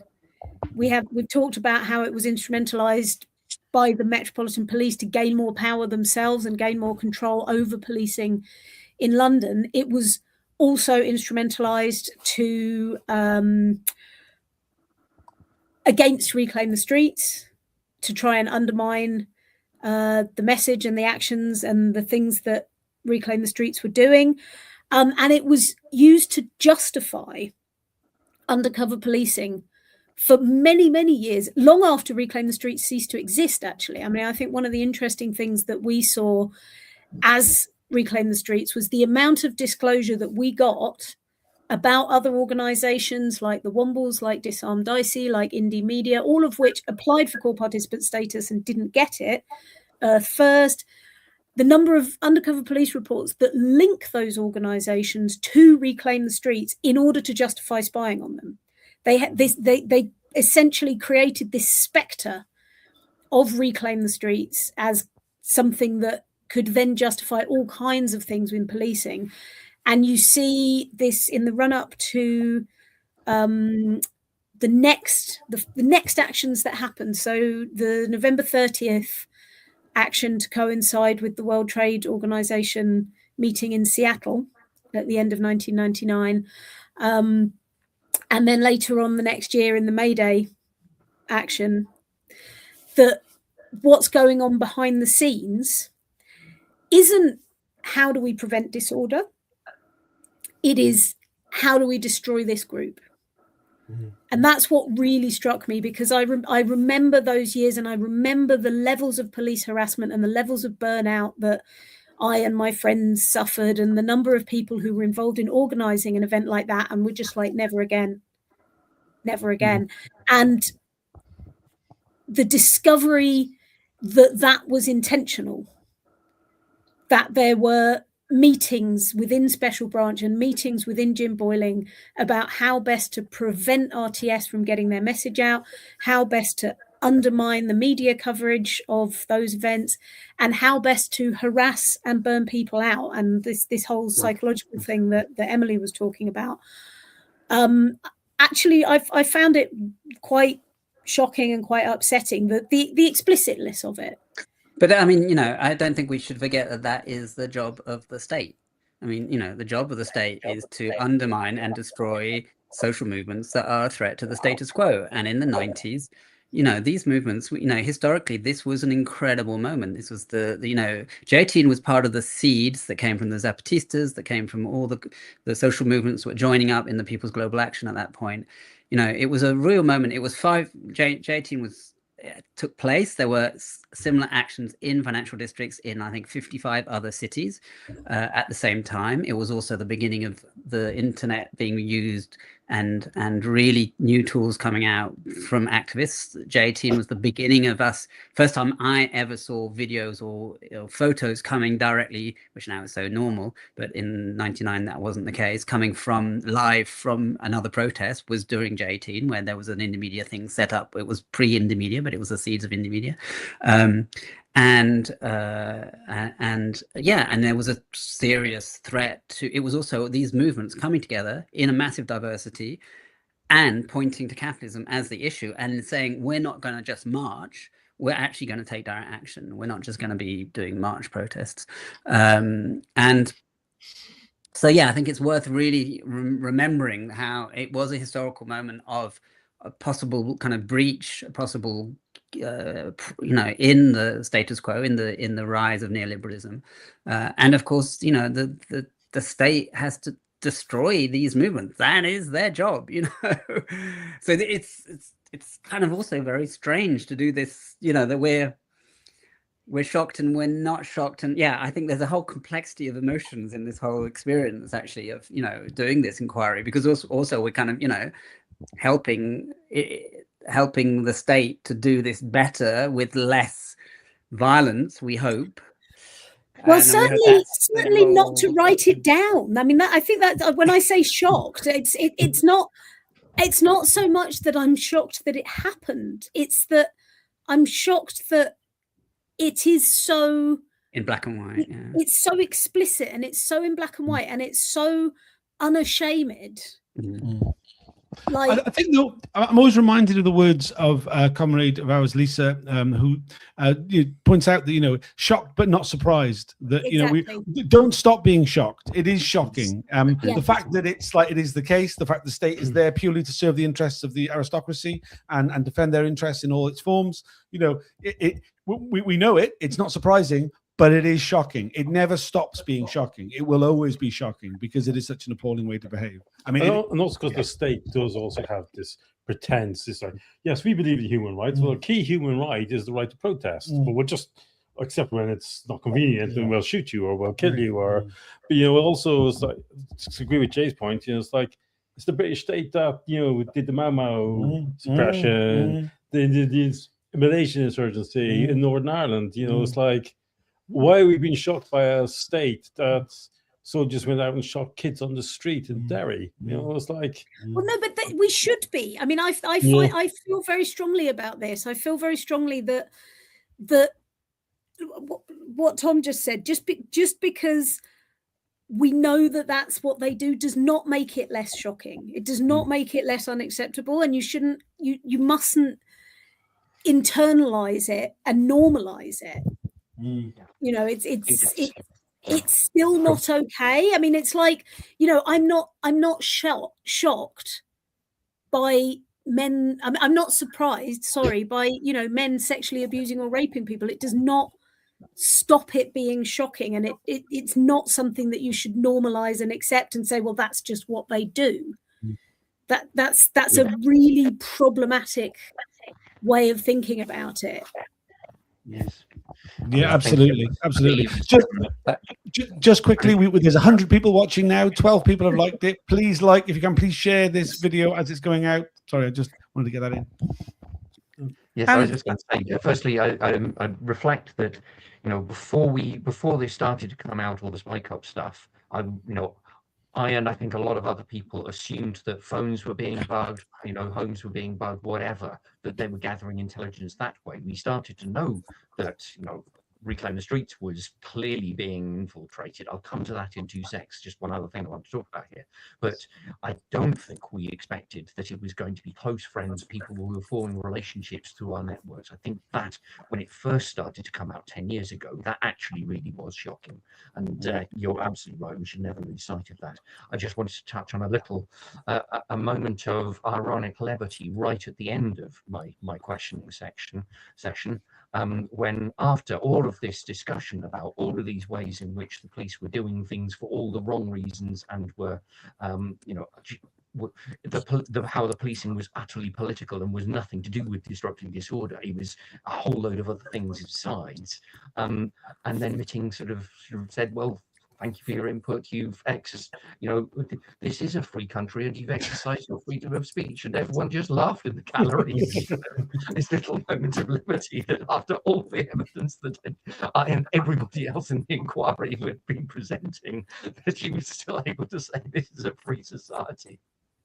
Yeah, I mean, just like a joke. I mean, like ridiculous. I mean, just it's so ridiculous. Funny, I did bump into Mitting in the hallway during the lunch break, like he said, he said hello to me and Dave Morris, and Dave Morris said, just replied by going, "Well, it's a free country." And he went, to which Mitty went, "Yes, it is." I went, I'm not convinced, John. I'm really not convinced. Can I just say, because I've just had a quick glance at the comments, and you mentioned there's 100 people watching, and quite a lot of the comments are, what on earth is this chat about? Yeah, sorry, I mean, so could we just do a quick reintroduction? No, really, no. I mean, I think it's very important to say we should just please ignore the trolls. There are bots. There are quite a few bots that, like, I'm trying to. I delete a lot of them. The one of the offensive ones. There are a lot of nonsense ones that they only ever turn up on the vertical video on YouTube. I don't think we need to do that. I mean, I think the vast majority of people who are watching are fully aware that this is about the undercover policing inquiry. They're going out mostly on channels which are, everything's branded. There's a underneath this video, there's a description of what this is about, including a link. There are some comments with some questions. Perhaps we'll go to some of those just to break things up a bit. We've got one here from a Guido Tallman, who's giving evidence on the 9th of March. You might get the idea of what the pseudonym is relating to, given who is giving evidence on the 9th of March. And he asks, as a CP, he's going to be taking questions. Any advice? I mean, given that amongst us, only Roger so far has given evidence, is there anything you'd like to say to Guido Tallman about what he should say when being questioned, Roger? I'd be very happy to have a further conversation when I know a bit more about what you're giving evidence about. But my first thoughts are, firstly, don't be put off by the counsel to inquiry. To be fair, my counsel inquiry did alert me beforehand that he was expecting to have, to give a certain amount of, I've got to put some difficult questions to you because that's me doing my job. And we know that some of those difficult questions will have been sent by in my case, by Jim Boyling's lawyers, to try and, throw me off track or whatever. So don't take it personally, just answer the question, see it for what it is. That is the public inquiry doing their job on behalf of the other side, being neutral, supposedly. So just, stay calm, see it for what it is, use it as an opportunity to keep your core messages. Literally in the last few minutes, I kind of prepared notes. I mean, everyone has different ways of how you prepare. I'd prepared a sort of a lengthier sort of set of notes with lots of quotes and lots of, document references. And then I was told at shortly beforehand that I probably wasn't going to be allowed by the chair to take them into the witness box. Actually, I was, but when it came to it, I'd prepared, on literally in the last few minutes, a really concise set of notes, which then when at the end of the session, I was asked, Mr. Geffen, is there anything else you want to say? And it's like, yes, quite a lot. And I just went into everything that still needed saying, because I'd got a complete list of it right in front of me. And I kind of, all of the points that I've been making this evening about, first, well, as I say, key point, they were not doing it to prevent disorder. We never had plans for disorder. They had all of these other ulterior motives, and then a whole load of questions for that you want the inquiry to then put to the cops that come after you. Those are the things. If you've got a really good crisp set of notes of those key points, and you can kind of tick them off as you go along if you feel you don't need to restate them at the end, but just get yourself really prepared for that. And finally, question that I did get, and I think that I finally felt myself let off the leash and off I went. It's very worth listening to the last 10 minutes of Roger Geffen's evidence from this last Wednesday morning. Absolutely. There's a 10-minute run through of some of the really big issues that if you want to prepare for hearing Jim Boyling being questioned, I think that's a really powerful place to start, is with Roger Geffen's closing speech. And it was amazing. And I mean, we talked about, Roger, I hope this is okay. You don't feel that you're being outed. But, I think one of the other reasons the judge took you seriously is that you're not a free man of the city, but you do have a CBE, which I did try and get Roger to wear. But MBE. Well, you should now get an OBE or CBE or an XBE or whatever the highest level, or the QBE, because you were fucking brilliant. Thanks for that question, Guido. If anybody else has got any other questions or any other comments, please do leave a comment. We will read them out. I think on that, it is worth going back to looking at the evidence of people like Lois and stuff, where they've had various things, and just see. It's not necessarily reading through them all, but like anting around the Battle of Welling, where they really try to hammer home the points about, but you all went there for a fight, and just see how people responded in those moments. It's just, they're quite powerful moments. Oh, Absolutely. Dan Gilman dealing with the violence of fascism Yeah. was another really good one. Really good. I mean, there's been a few of the witnesses have really taken the opportunity of that. Any further questions to really like hammer home some of the really important points, which I think have come across incredibly well. Just going back to Roger's evidence. As Kate said, June the 18th was an incredible day. One of the most powerful ones, that really influential on so many of us, myself included, in terms of activism. It was something which I'm really, really glad I got to experience the whole day of what was quite something. It was very influential. It went on to have a really big impact on what got called summit hopping, the holding of like protests against large intergovernmental meetings like G8, the World Trade Organization, the International Monetary Fund, the World Bank, the European Union.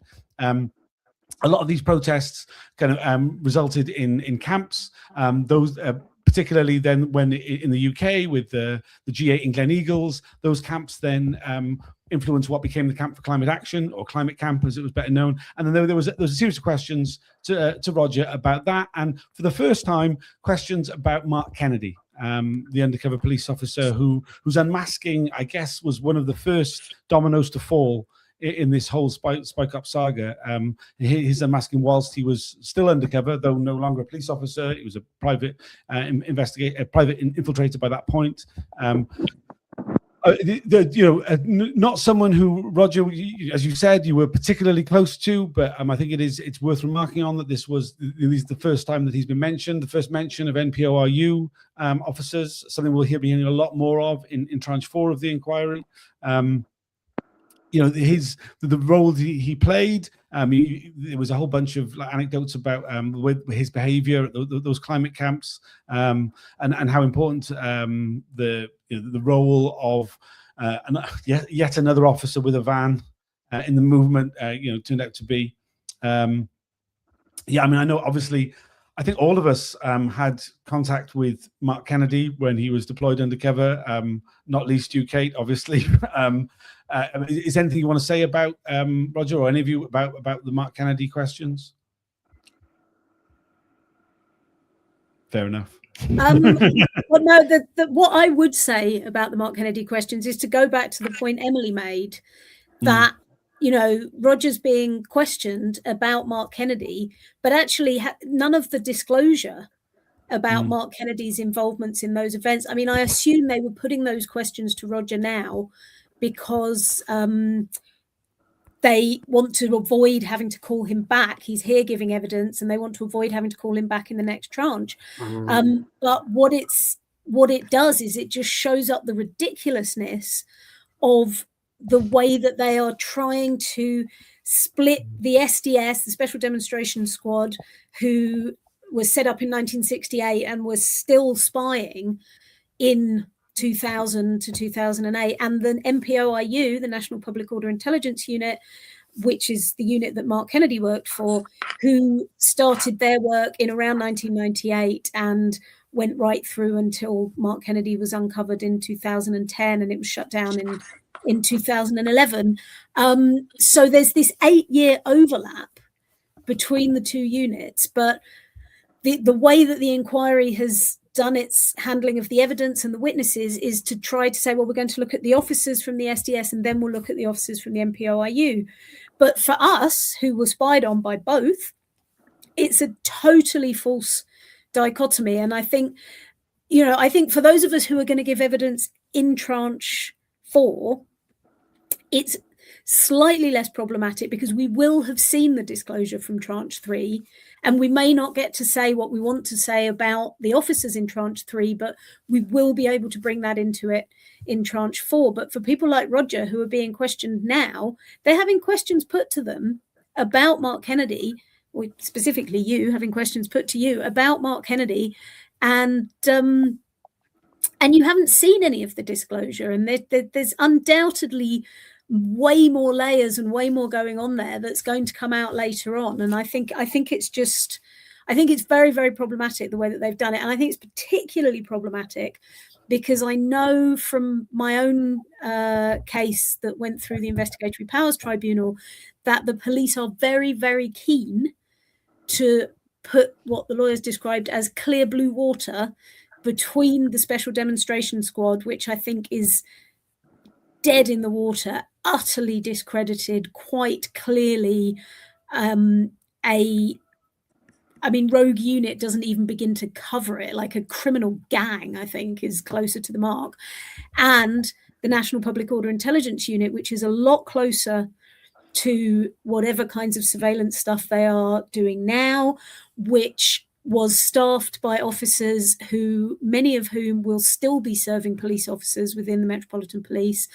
And they really don't want the two to be mixed. And I think that this period where we're seeing the crossover between the two units is incredibly important from that point of view. So I found it very interesting that they were asking questions about Mark Kennedy, and I think it was very unfair to put questions. I actually, when he first said Mark Kennedy, I thought he'd made a mistake.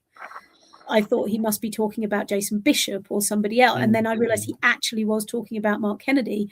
I think it's very, very problematic that the inquiry is asking people about officers from Tranche 4 before those witnesses have had a chance to see any of that evidence or really understand the significance of the spying by those officers. Because they asked about one particular incident, which I think it's quite significant one. It's when Mark gets injured and he comes back and then he tries to run into a police officer. You know, it's like, this is one of the many key moments in Mark Kennedy. It's like, yeah, here it comes out of the blue. There's no real context for it.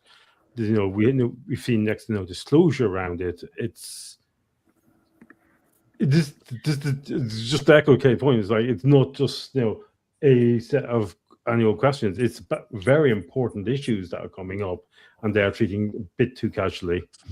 Yeah, absolutely. We found out. Oh, yes, we can hear you, Carolyn. Oh, great. We did find out the other day that actually this incident with the van happened before Mark Kennedy was injured, which makes it even more interesting, and possibly it's to do with the injunctions. So maybe Roger. So, I mean, I can talk a bit about that incident because I have, through the IPT, seen a certain amount of disclosure about that event. And because of the injunction, so we're talking about 2006.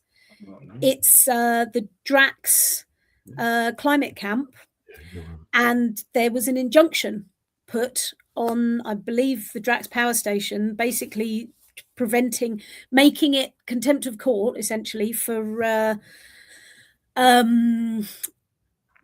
activists to take action against that power station. And Mark Kennedy was going around that event looking for, in fact, initially trying to organize his own banner drop action off-site, somewhere where the injunction did not apply. And he initially tried to organize his own action, and eventually he got involved in an action at Hartlepool nuclear power station, which was a long way off-site. It was quite a long way away. I mean, Roger tells the story of what happened, and every single person on that action was arrested, including the legal observers and the press reporters. Everybody who was there was arrested. And it appears that the entire intention around this and the arrest of those people was essentially in order to give Mark Kennedy a reasonable excuse for not getting involved in injunction breaking actions around Drax power station, which he then did, because I was arrested with him about 2 or 3 days later, attempting to get into Drax power station, and that's where he got beaten up. So and I was actually arrested because he got beaten up, and I refused to leave his side because he had serious head injuries and was unrecognizable because of the blood and bruising on his face. And I told the officer that I wasn't leaving him and I would go with him to the police cell, and I was cautioned and taken with him. I feel like a bit of an idiot about that now, but not at all. It's the only thing that has ever shown up on my PNC check as well.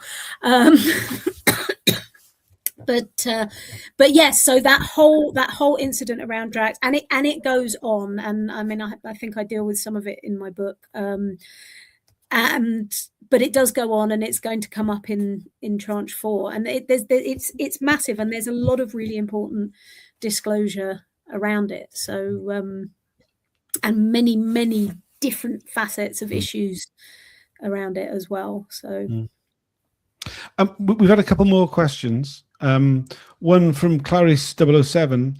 Does anyone here agree with what Joe Batty said about the Grenfell community? This is just going back to something we heard about on Monday. Joe Batty went on to, years after he was infiltrated by Carlo Soracchi, went on to work as a community outreach worker in North Kensington, obviously the place where the Grenfell Tower is. And he said as part of his role, he was meeting with members of that community who were organising around the injustices that was a result of that fire. And he said he found it incredibly difficult not to point out to them that they were probably being spied on by undercover police, or if not, other forms of police surveillance.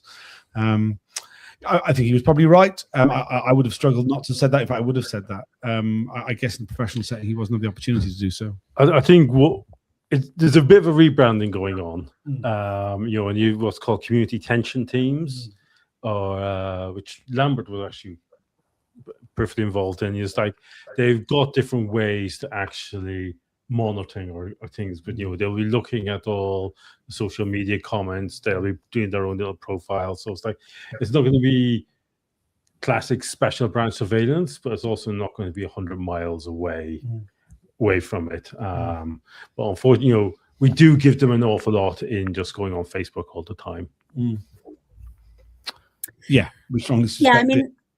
I think the evidence that we heard in Tranche 3, Part 1, where we heard from a lot of these campaigns for justice, grieving families, campaigns for justice for people whose loved ones were killed by the police. And we will be hearing in this tranche coming up from the family of John Charles de Menezes, who was brutally shot dead by police at, I think, Stockwell Tube Station in 2005. And his family was spied on. We heard from the family of Stephen Lawrence and many other families who, following the success of the Lawrence family's campaign, basically anybody who had any family who had, or any community who had that kind of grievance about the way that the police or the state had handled their tragedy, became a threat to PR. And as we mentioned earlier, like in this period, you have the development of this idea that the police are there to prevent embarrassment to the government. And I think that's a I just don't think we can stress enough how far that is not the job of the police, to prevent embarrassment to the government. And also, again, going back to Joe Batty's evidence, just how much they were using the line, we were infiltrating these justice campaigns in order to protect them from other people who wanted to support them. It's like that narrative, which has been there since the 80s, is clearly still going on. And let's not forget, the Metropolitan Police are institutionally racist. Yeah. And Sexist, another bastards. point that cannot be stressed enough, and institutionally corrupt. And And anti-democratic. yeah, and they hate, the police hate criticism of policing, which becomes political in a way. Always. Yeah. I think they also hate, we were talking about it earlier on with the Trafalgar Square stuff. They hate it when our campaigns join up. They cannot accept that we join together in solidarity, because that is the essence of our politics, and that we have these connections and that we want to work together. And that's how, I think they do know that's how we want to build a better world. And that's what they want to destroy. And they do that, there's this narrative of, these extremists trying to subvert legitimate protest, as if they're like these two polar opposite things, rather than this ecosystem of movements and fights for justice that we do want to bring together. And this language is just appalling. And yeah. Yep, 100% agree. There's that was kind of the end of just got to the end of Roger's evidence. Is there anything else anybody wants to add about that before we move on to GRD? Sorry, there's one other point. I know this is going to be a bit of a detail after that lovely big picture point that Emily's just made, but I think there's one other thing that we didn't touch on, which was one of the other police's motivations was to just gain commendations and kudos for their own unit. And this, you know, Gong hunting. Sorry? It was called gong hunting. Yes. Okay. There was What one hunting? specific instance Gong. where this came became apparent was when there was a plan among some people involved in RTS. It was never actually an RTS action to stop an oil tanker heading over Dartford Bridge. The plan was to have a couple of cars out in front of this oil tanker, stop in front of it as it slowed down at one of the toll booths. It would then sort of be blocking one toll booth. It wouldn't be able to move. Some people would climb on top of it with banners about, you know, we need to stop oil. I can't remember exactly what the banner would have said. Jim Boyling was clearly part of this plan. He claimed that myself and one other person were organisers of it. That was untrue. One of the many untruths in his evidence. I suspect, but can't be sure, that he was actually covering up what his own role was in instigating in this plan. I don't actually remember much of his role in instigating the plan, but he was definitely one of the van drivers. He knew beforehand that the plan was, you know, safely climb onto a lorry when it was stopped at a toll booth. Afterwards, they were making out that there's an incredibly dangerous plan that could have stopped the whole of the M25 and, you know, brought absolute chaos and massive cost, not just to the police, but the emergency services. And haven't we done well by frustrating it? So that is just one other thing that, you know, of all the many mixed messages, you know, mixed motivations that the police had, that's just one other to throw into the mix. Sorry, that's taken it back, but I do think your point about the big picture of the ultimate objective was to stop powerful movements from coming together. I think that point is really well made. But I think it's really important what you say, because there's a lot of weird contradictions where it's like, I just don't get it. Why would they do that? And there is this constant tension between, on the one hand, this kind of greater scheme of things, kind of state repression of dissent, and then on the other hand, there's this bunch of kind of middle manager British cops trying to maintain their funding, keep their jobs, you know, fiddle their expenses sheets, and there's this kind of constant tension between those two motivations and those two processes that you kind of have to understand both to really understand a lot of what goes on in the evidence that we see. Absolutely. We've got 16 people liking it. There's 118 people watching. Please share. Please, please like. Please, if anybody's got any further comments, please add them. Once we got to the end of Roger's questioning, again, it must be said, you did a fantastic job, Roger. Really, really impressive display. Really managed to stay calm, stay on topic, get across all the information. I should just point out, for those who aren't aware, I do reaction videos throughout the day of the hearings. Usually it's people who've been watching the inquiry alongside me who react to what we've just heard. Occasionally, I'm lucky enough to be able to get the witness to come and join me, as was the case with Roger. After he finished giving his evidence, we had a sit down and a chat about what he just said. Really worth checking out. I'll just put the link on screen.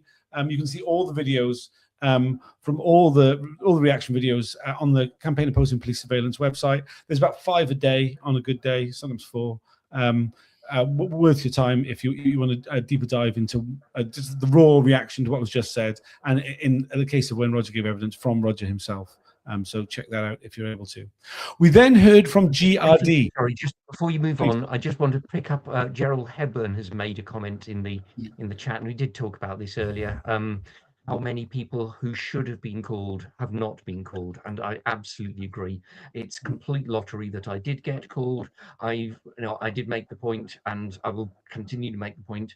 There were so many people who knew more about the spying. JJ here on the call right now knew much more about firstly, JJ's own arrest in the ahead of the evading standards. Also, all that stuff we were talking about earlier around the June 18th policing, and indeed an occasion when JJ was arrested with Jim Boyling during office occupation. And that's just one case where, you know, somebody knew more about the policing. And then, of course, there are all the people who knew more about, you know, the personal intrusion.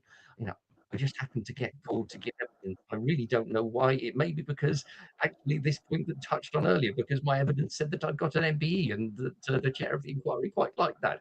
Utterly random, but there I was. I hope I did my best with the fact that I'd got the space there, but I did also make the point that others should have been called ahead of me in the queue. Yeah, I mean, that has been such a hallmark of the who's been called. Anybody with who's got a lordship, any professors, anybody with any sort of freeman of the City of London, anything like that's kind of put somebody apart in the way in which the establishment respects is called as a witness. If you haven't got that, it's even more of a lottery whether you be called or not. Someone who the less ACAB, the better. Yes, the next witness seemed fairly ACAB. I don't get the impression that GRD has got an MBE. He didn't write his own statement. Apparently, the lawyers wrote it. So I think the statement was probably less ACAB than he was on the stand. Right. Yeah. I mean, it's very much a very different style, very different approach we got from GRD. As we've already mentioned a couple of times, some detail about the kind of questions that he got. It was a much shorter period. He was involved in the Good Easter hunt case, but most of the questions related to stuff to do with his involvement with Jim Boyling, to do with Reclaim the Streets, what happened on June the 18th, where he was one of the drivers who took one of the cars that crashed and blocked the road. He was someone who was involved in the McLiable support campaign. He did a stand at Glastonbury Festival in '97, which Jim Boyling sort of joined him at, and basically spent the entire weekend hanging out with Jim, because he'd been on that Good Friday hunt, where they had a fairly traumatic experience together as comrades behind a fence while they're being attacked by a gate, being attacked by the hunters. They became close friends through that, comrades. Someone he trusted. We've already talked a bit about how there was a lot of like gossip and sort of slagging off, taking the piss out of other activists that Jim Boyling engaged with GRD. He considered him a mate. Talked about him being present at like meetings where they talked about a plan to kidnap Dolly the sheep. It was meetings of liberate. I think is the liberate. Yes, yes, absolutely. That's me just writing down. Yeah, absolutely liberate Dolly the sheep. It was a lot shorter. GRD was giving very, very short answers, which was the contrast with Roger's evidence couldn't be more marked, really. There was a lot of answers that just went, yep, or nope. Which was... You didn't ask to slow down, a man of few words. Can I say something about the Good Easter part of the questioning? Because I think, this goes back to the very beginnings of Jim Boyling's deployment, and I think it's actually got a lot more significant than it came across. So Jim Boyling was initially deployed, like so many of the undercover police officers before him, and like Bob Lambert specifically, who was his manager and mentor, to spy on animal rights movements in East London, to go join a Hunt Sab group, get into the Hunt Sab group, and the raison d'etre of all this was to find a way into the Animal Liberation Front, the ALF. And so he's part of this Hunt Sab group. We've heard a lot of evidence from Hunt Sabs, particularly in tranche 2, about just how completely inappropriate it was for them to be putting spies into the Hunt Sab groups, and also how completely irrational and wrong the suggestion was that by going into these Hunt Sab groups, they were somehow a sort of gateway group to the ALF. And The Good Easter arrests, there were a number of people arrested in Good Easter in Essex, at what was described as a national hit, where various different groups from around the country went to a particular hunt that was known to be quite problematic and quite violent and quite difficult to sab the hunt. And the group in the van that Jim Boyling was with stopped in a car park before the hunt had even started, early in the morning, had a game of football. Police came along, searched the van, and then arrested a bunch of the people who were in that van. And GRD was also arrested on that national hit of the Good Easter hunt, but in a different van in a different place somewhere else, which is why the questioning of him about that matter was so brief, because he was asked what he knew about Jim Boyling's role in it, and the answer was nothing. But there are other core participants who do know a lot about Jim Boyling's role in that, and he actually offered to be a witness. I mean, well, first of all, he was the only person from the van that day who was involved in a physical altercation with the police. And we very much hope that the videos, because there were police videos of the arrests and the videos of him basically piling in seemingly to try and de-arrest somebody and ending up in a fight with the cops, will be shown by the inquiry. And he then offered to be a witness. The solicitors in the case were Bindmans. The barrister in the case was Keir Starmer. And Jim Boyling offered to be a witness, wrote a witness statement, and admits to having gone to the courthouse on the day and stayed outside in a cafe. So the case never actually got to trial. I think parts of the case were dropped and anyway, eventually nobody was convicted and the trial didn't happen. So he never actually did take the stand that time in his false name. But he certainly was in communication with the solicitors and possibly also with Keir Starmer as counsel who was representing the defendants. And so it is going to be a bigger issue than it appeared when GRD was questioned. The only reason it didn't come up was because, like, despite having been arrested on the same day in the same rough geographical area, he wasn't actually involved in any of the, he wasn't involved in the trial. He wasn't involved in the arrests. He wasn't in the van with Jim on the day. I think there's going to be quite a few more questions for Jim about that initial deployment into the animal rights movement and whether or not he did, as he claims in his commendation applications and everything else, get anywhere near ALF plots or provide any useful intelligence at all from that period. What we do know is that he very, very quickly, despite claiming that he'd found valuable intelligence on violent animal rights activists and the Animal Liberation Front, he very quickly redeploys into Reclaim the Streets. And it's not really clear why he did that.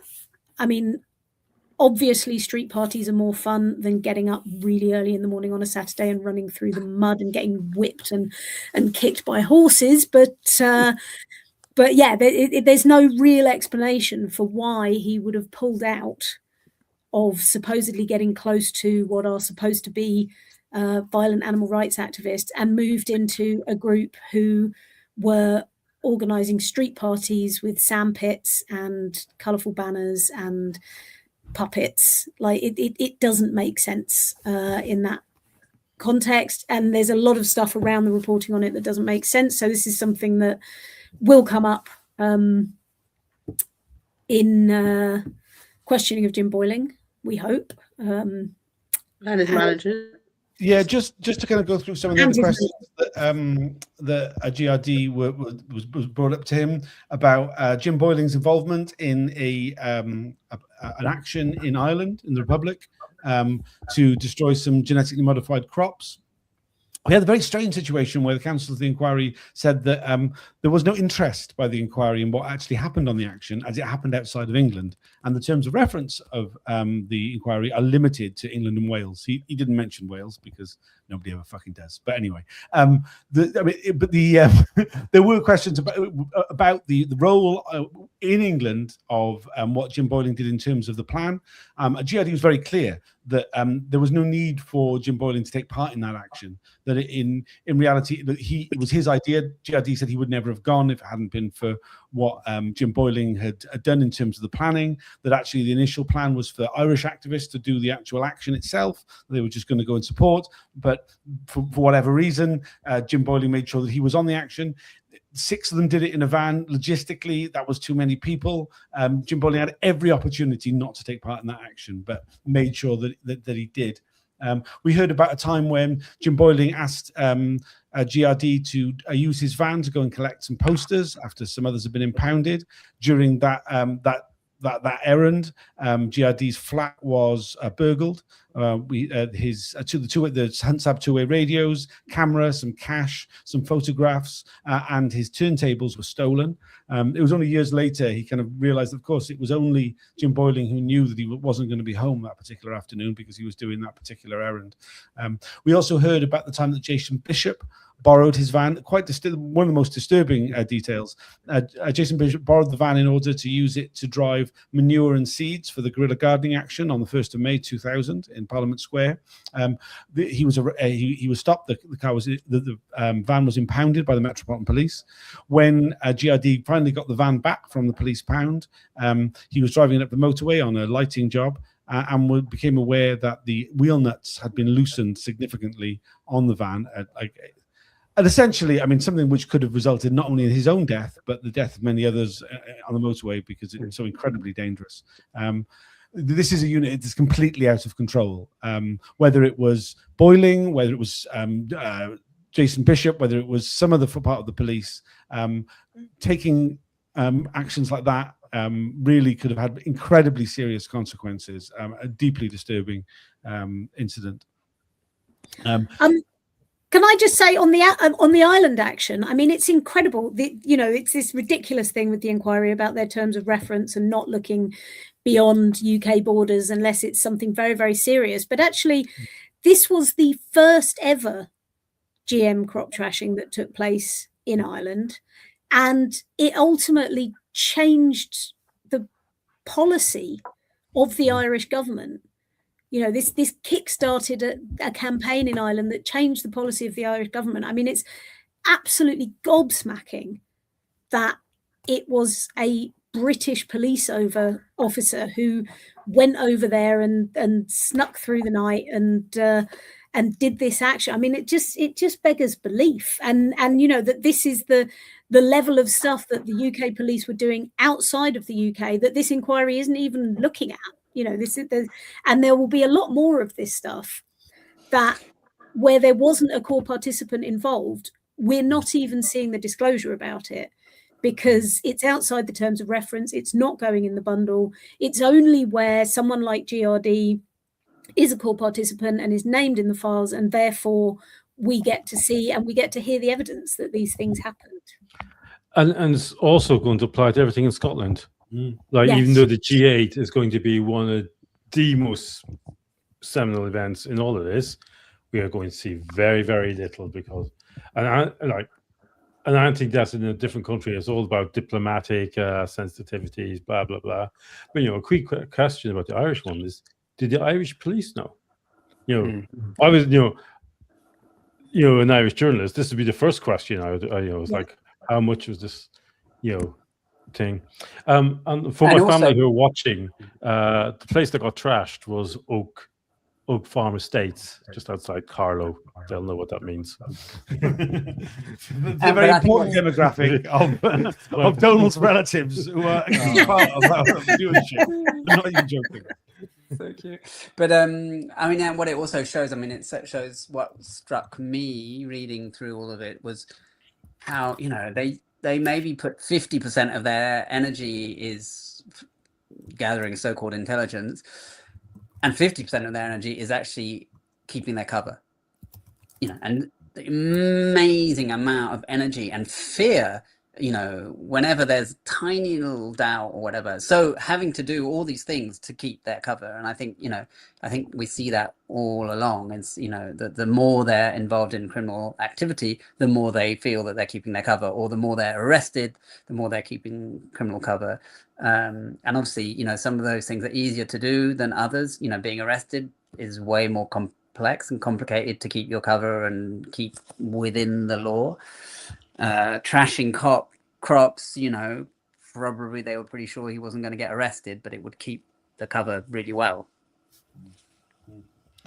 Yeah, a lot of the majority of questions for GRD related to June the 18th, the Carnival Against Capitalism. We even saw some footage of the day.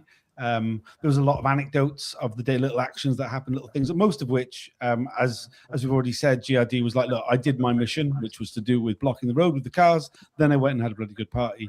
But there were lots of other incidents that were mentioned, some of which I witnessed, some which involved other people in the room in the public gallery at the time we're in. It was a really welcome wander right down memory lane of a really wonderful day. Really sadly, it was audio only evidence. So those of us who weren't in the hearing room didn't get to see the videos. I could hear it. I was like, oh, I want to see it. It's on the Guardian website. But see, the video was very boring. Sorry? The video was it was quite boring. A lot of it was very boring. Yeah. It was mostly just police shoving an empty car. And there was very little. There is a lot of much more interesting video of June the 18th that is available on YouTube. I really recommend people check it out. If you're unfamiliar with the event itself, there's a great deal that you can watch of it.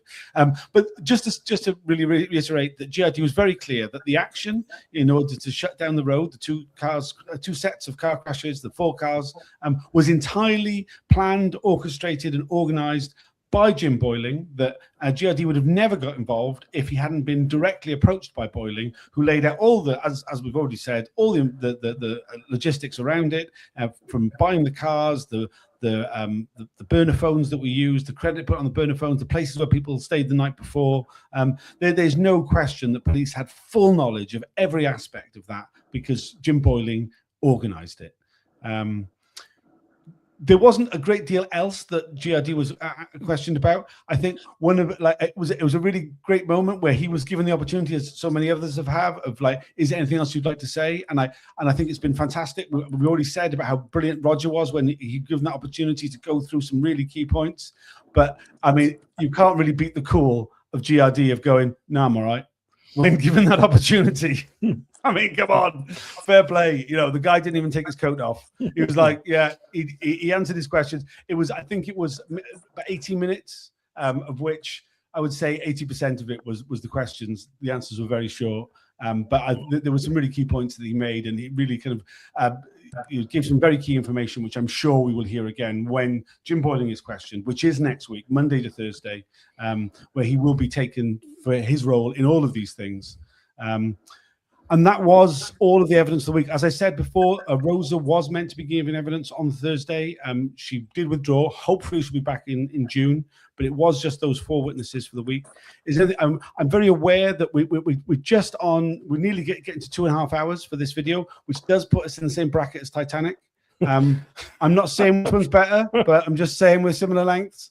No boat in this one, I'm afraid. But if there's Except anything... to ship the inquiry. yeah, quite. Well, there was the oil tanker, actually, that Roger mentioned earlier. So we got a boat of our own. I don't know if you... No, it's got wheels. Yeah, right.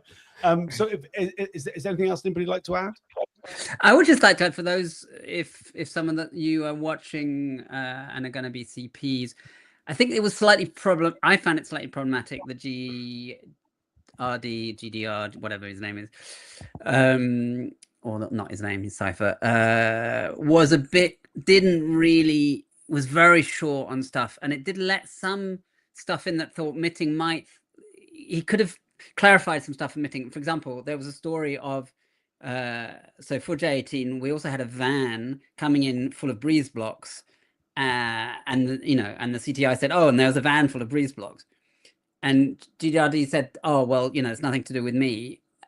No one explained what the breeze blocks were for. So I had this bit of fear that, Mitting would think, oh, they're bringing breeze blocks to throw. I mean, anyone who's thrown anything knows that you don't throw breeze blocks. But I don't think Mitting has ever thrown anything. So, you know, and it would have been nice if he'd said, yes, that was a creative action to, and what it was for was the idea was that, you know, we would brick up the entrance to the futures exchange, which was a stock market for futures, as a kind of, you know, this is an institution we no longer need in the future. And that was done with the water from the liberated Walbrook underground river and cement that had been brought in. And it was a beautiful action. But yeah, so I would encourage those who are doing CPs that, you know, if you are men of few words, try and bring out a few more words to, you know, help the process of not criminalizing. I mean, I think it's really key that GRD was not involved in the organisation of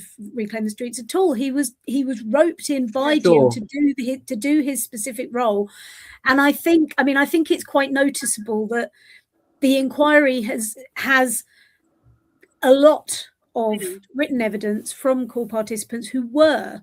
And a lot of the background evidence from the police as well about who was involved in the organisation of J18, and they have chosen not to call any of us as witnesses, but there is a lot of written evidence there. And I mean, Reclaim the Streets have put in a witness statement, which we were debating how long. None of us can remember how long it is, but it's over 280 pages.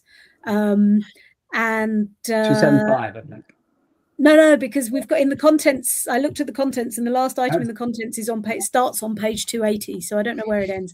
But anyway, that statement is going to be released at the end of Boyling's evidence. Apparently, it will be published on the inquiry's website, and it goes into all of these things in a lot of detail. And I suspect the amount of work and the amount of effort and the amount of evidence that was provided by Reclaim the Streets and the individual core participants who were involved in Reclaim the Streets may be why the inquiry has decided not to call people, because they feel like they have enough already to be able to question Jim. So my hope is that this stuff will come up next week in the questioning of Jim Boyling. If you are able to follow the questioning of Jim Boyling next week, please do so. I would urge people, if they have the opportunity, to come along to the public gallery. Even if you haven't registered, there will be plenty of space. There is always plenty of space in the public gallery. There's no need to have registered. You can just come along. Probably best to bring some form of ID, not technically required, but it will speed the process up a great deal. You have to be willing to submit to a search, but please do come along if you are able to. I will be covering every minute of it, as I have been throughout. You can follow me at Tom B. Fowler on whatever social media platform you prefer, though I'm the most active on X, Twitter. You can also join the Spy Cops info group on Facebook that has lots of updates. The videos of the reaction videos will appear live. They'll also be there for posterity on the Campaign Opposing Police Surveillance YouTube channel. If you're able to share any of this stuff, please do so. Check out the hashtag Spy Cops. Thank you all for listening. Thanks for watching. Anything else anybody wants to add before we go? We're literally on 2.5 hours now. I think. Thank you, Tom, for doing this great work. Thank you. It's amazing. I've just spotted a question in the comments about the choice of CPs, and I think it's worth saying that this inquiry has been running for over a decade years. And the core participants were selected back in 2015 for the most part. And most of us were selected because at that point in 2015, we knew that we had had some kind of contact with undercover police. So we were able to argue that we should be core participants. So it's been quite random because we didn't have any of the information that we had now. We didn't even necessarily know all of the officers that we know about now. So there's a lot of people who didn't put in core participant applications in 2015 who didn't. So it's been quite random is the response on that, the selection of core participants. There have been a few late applications to become core participants, mostly from people with very strong reasons, like women who were deceived by some of the officers who have found out late that they were deceived, that the man that they had a relationship with was an undercover police officer.